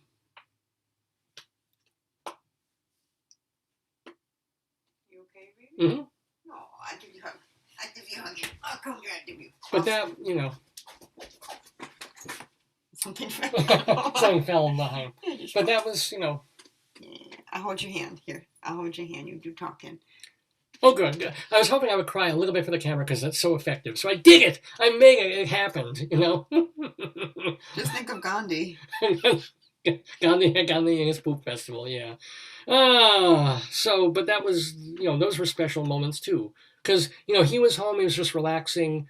We would just hang, watch TV, talk, play cards, whatever. I mean, I was a child. And then I'd go trundle off to Hebrew school. Literally, you know, yeshiva. And learn about bears attacking children. Right, and learn about that. And dad was dad. So, you know, if I remember things mixed, if I also remember when he would lose his temper, and, you know, I hated trying to be a handyman or trying to unclog a sink and get something mad. Tell the bullshit story. Was that him or was that Sonny? Oh, maybe it was Sonny. Well, but I did learn the one thing you didn't want to be in on a long car trip with Dad. So we go on vacation. Mom wouldn't fly. We wouldn't get on a plane. So Dad had to drive, and we would drive to Monroe, or we'd go to Washington, D.C., or we would go to Atlantic City. Even before the casinos, we'd go to Atlantic City just for the boardwalk and the atmosphere. But it was a long drive. And Dad in a car, any idiot on the road, suddenly became, we were just watching a documentary about Son of Sam. Oh, yeah. Worse than Son of Sam. Anybody who cut him off, anybody who was like, and start to speed up, and Mom would panic because you think Dad would like get up close. This was before like highway shootings and things. Yeah. But still, what are you gonna do? You're gonna crash us into the car? You don't know if the other person has a gun. Yeah.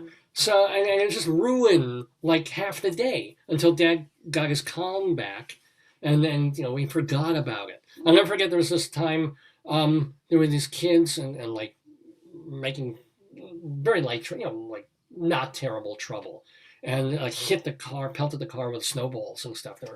And so that pulled over the car. Oh God, okay. And we're standing there watching these fucking asshole kids on the roof, and they're just throwing snowballs down at Dad, and he's getting them with his fist. Like, where was this? Like Fort Apache? No, white kids. I know. Just little brats. I'm teasing. You're making it out like. Yeah, because road rage, Dad had it, and he didn't really teach it to me because I driving in Colorado, I didn't get it that much. Because everyone has a gun. Yeah, but also in Colorado, people are a little more. Yeah, but you never had road rage. Yeah, you never did. He did. You never did. Even when they would roll coal, you never did. Roll call. Roll coal. They would shoot the black smoke, the trucks. Oh, you never got upset. You were calm. No, that didn't bug me. I like a little bit of coal in my breath. What else? What else about that? And some of these stories I've told before, but he also my taste in music. Mm-hmm. Not quite his taste in music, but they intersect, and he gave me the love of eclecticism. Oh, like Monty Python? No, that's Monty Python too. But this would be just this idea of having all these singles and Benny Goodman sing, and then put on Joe Cuba Sextet, and then put on Beethoven, and then put on the Carpenters, and then put on Abba. Abba. The name of the show is Abba. Because Abba means father in Hebrew. And then put on completely something else, and put on AM radio, and then he went into God help us, a country music phase for a while. I remember on one vacation, it was WHN country fucking music radio. And every 2 hours on the road, it's like, here's Red Solvine's Teddy Bear. No! And Willie and Waylon, okay. That was all. But just because it was a top 20 format, so they play the same songs over, whether you liked them or not. And it was just country music. Oh, God, kill me. But, he taught me. So, of course, my musical taste went much further afield than his, but it instilled in me this idea of, I want to hear some Captain Beefheart, and then I want to hear some Randy Newman, and then I want to hear some Psychedelic Furs, and then maybe I will play some classical, and then I'll do some Zappa, and then some Shlomo Karlach, and then I want to hear whatever, and it's all good. Some of it sucks, and I was a musical snob for sure, but at the same time, it's like, Beatles, fantastic. I want to hear Beatles, and I want to hear, excuse me, Beatles and Stones and Neil Young and into Tom Waits. And then I need to change it up. I need female voice, mamas and the papas. Let me hear that. So it's just like, you know, as eclectic as and like most people my age, at a certain point it stopped. And around the grunge point, I'm like, all right, some of Nirvana's all right, but I'm an old man now. If I'm going to be listening to music, it's going to be the same artists I was listening to 20 years ago. Thank you very much. But I got that from Dad. We shared a great love of comedy. I was telling the story to everybody yesterday that Monty Python, Mom won't forgive him for this, but he was sitting at the kitchen table. It was like 10 o'clock on a weekend night and doing something at the table. Little black and white TV was on, and screen was showing these two men sitting in an office dressed in casual, in suits and ties, doing actuarial work. And then as they're working, very casually, bodies are dropping outside the window where they're sitting. And they're noticing that their colleagues are either being thrown off or killing themselves. And they start wondering who's going to jump next and taking bets. And we're like, what the hell is this? And Dad was laughing and intrigued. And I was, because me with sick humor, I was laughing and intrigued.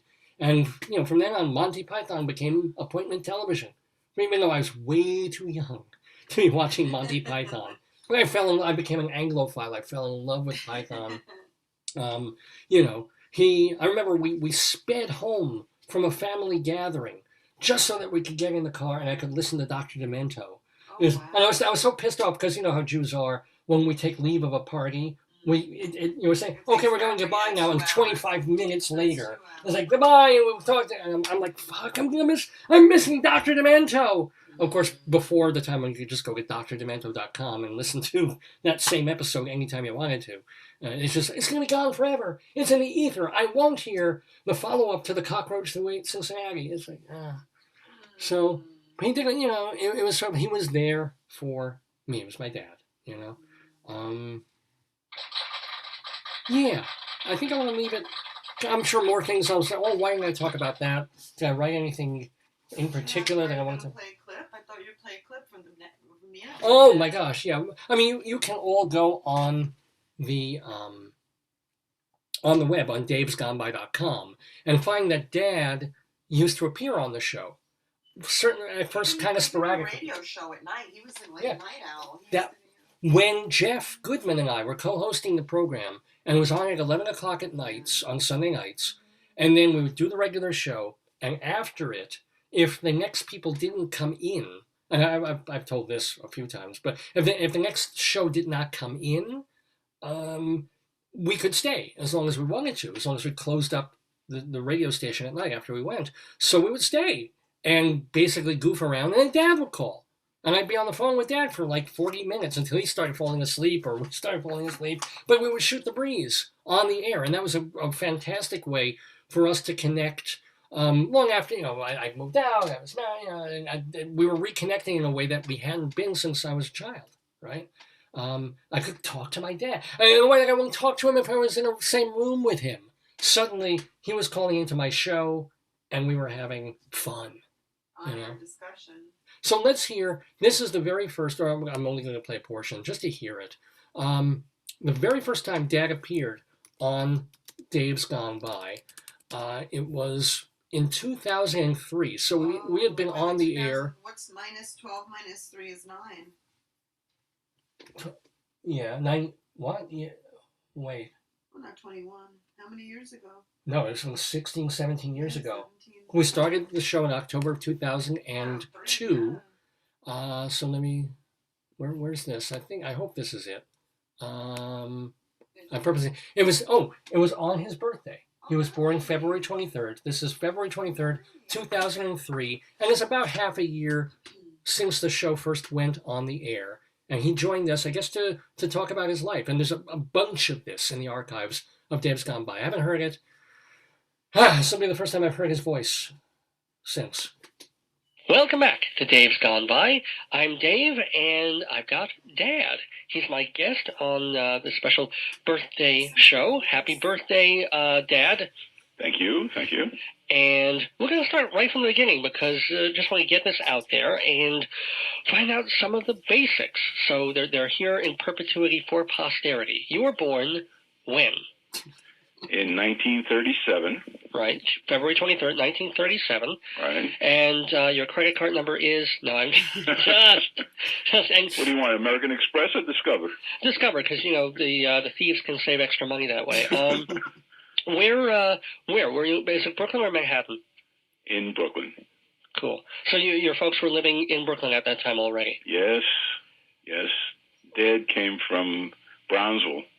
Oh, Uh-huh. wow. And Grandma? Grandma was in Borough Park, I think it was. Well, they were living together by the point you were born, I would assume. Oh, you thought? Well, No, I thought you meant where they were from originally. but wait, they were, well, originally wasn't Grandpa, they weren't. Grandpa was born in Europe, Right, okay. and Lucy, my mother, was born here. Mm-hmm. And they originally lived. Their parents were in Brooklyn, Uh-huh. and Pop's parents were in what we call Brownsville. I guess it's now called East New York. Cool. And that was that weird thing that I have had four grandparents, only one of whom was born in this country, and that was Grandma. Grandma, right? yeah. Grandma Lucy on your side. Correct. And she was the only one who never had the birth certificate. All these other people, they were born in Hungary, they were born in the middle of, like, Poland, Russia, wasteland, That's and we right. had birth certificates for them. Not only that, I think Mom was the only one who had a doctor attending when she was born. And she's the only one who wound up without a birth certificate. And they have searched for it for years and never were able to find it. Was she just hiding it? Was that the deal? Was she just not? I don't think so, because for years we didn't know when to celebrate her birthday. Oh, yeah, I think so. And then we wound up changing the date that we would celebrate it. Well, what birthday was it then? Well, it started out March 8th or something like that, and then changed it to March 18. Okay. And what was Grandpa's birthday? Grandpa Sam. Grandpa was born in 1903. Wow. And I don't really remember the date offhand. Cool. All right. Do you remember, what was your first childhood memory? Well, I don't know if I remember this or if it's vivid in my mind because of listening to Dad talk about it. When I was a kid and Dad had a pharmacy in Brownsville, Crown Heights, they used to put me in a box on the floor. Yeah. With a bunch of powders and chemicals and Nice. Razor stuff. blades, yeah. I love revolvers. You know. A set of steak knives. It's like, have fun. Exactly. They kind of wanted you at first, but you're annoying. No, they put you in how old were you? They would give you all these, like, incredibly toxic chemicals for what? David, you're adding things. I didn't say toxic. Oh, you worked at a pharmacy. What did you expect? Okay, I'm going to go out with my dad laughing. There's much more of that, by the way. That was just the first interview that Dad did on Dave's Gone By back in February 23rd, 2003. Would have been his birthday back then. He would have been, let's see, 74, 60. So he was older still than I am now. But yeah, and that episode and that interview, plus all his others, are at davesgoneby.com and archive.org. So give him a listen. As you can see, that was when Dad was Dad. You know, that's the Dad I remember. The sense of humor, that bearing, that ability, because he wasn't a professional announcer or speaker, but that presence on a telephone or in person or in front of a mic even. He was on the phone at that point, wasn't in front of a real microphone. But, you know, you say, it's like, oh, okay. You know, that's where I got some of this, of whoever I am and whatever I do in front of all of you. That's him. That came from him. So much came from him. So, on this May 8th, 2021, 3 days after the passing of my father on Cinco de Mayo. Go figure, one day after his interment, we say a big farewell to my abba, Philip Lefkowitz, born February 23rd, 1937, passed away on May 5th, 2021 not of COVID, but of all things that were bedeviling him. He had it a lot worse than Gandhi, let me put it that way. And as they say, he is, God willing, if you believe in that sort of thing, at peace and done with all the stuff that unfairly he had to deal with towards the long end of his life. So I want to send out a shout out to my mom with lots of love, who's been bearing up remarkably well under the circumstances. I want to give a big thank you to the home health aides who were seeing us through. Could have, we were in Colorado when Mom and the health aides were dealing with this, Jean and Ollie, of course. And thank you to my family, too, for sometimes having to pitch in when it was tough. My Aunt Esther, my Aunt Bonnie, the two divergent families, Esther's on my mom's side, Bonnie's on my dad's. The other family members and locally, like Stephanie and her husband Adam, because they live about 4 blocks away, they've been hugely helpful at times. My cousins on the other side, Esther's daughter Deborah and Bobby have been really helpful, and Adam and Marnie and Josh and Dan. I mean, just there's times when your family's like only family, and there's other times when it's like family, Anyway, and you are my family. Watching this 797th episode of Dave's Gone By with me, Dave Lefkowitz. Got to do some thank yous. Thank you so much to Richard Goldklang for being with us in the hood, talking about his music years, talking about his IT years, and having the bravery to play the Today Yesterday quiz against David Sheward, writer for TheaterLife.com, CulturalWeekly.com, and the David Desk blog, and playing against my marvelous cousin Adam Glass. I want to thank him so much for sharing his memories, for being with us in the family. Sorry. That was not for you, Adam. I was trying to do clapping. So there you go. There you go. That is a very special and yet samey episode of Dave's Gone By. I apologize to those of you who might, he didn't do Grilly Crimes and Old Times, and I'm even tabling the limerick. We'll save that for next week. We could do it next week. And our other stuff that we'll do next week, when our guest is going to be Kimberly Faye Greenberg. I've been mentioning, a couple of weeks ago we had Jessica Schur, who was doing a one-woman show about Betty Davis. Right? Well, she was doing Betty Davis, and Kimberly Faye Greenberg is doing a one-woman show about Fanny Brice. Oh, wow. So we'll be talking to her about all things Is that Brice. your thing? You're doing Yeah. interviewing people who do shows about one person. Well, I'm hoping she'll be a funny girl, Oh, or at least a funny lady. Mr. Peabody. Oh, Mr. Peabody. And then it looks like I'm going to be taking the next week off to do some stuff on the audio that I'm involved with. So I'm probably most likely taking off May 22nd to do something else, but this is so amazing. May 29th, speaking of musicians, we just booked this, Peter Stamfel will be with us. Wow.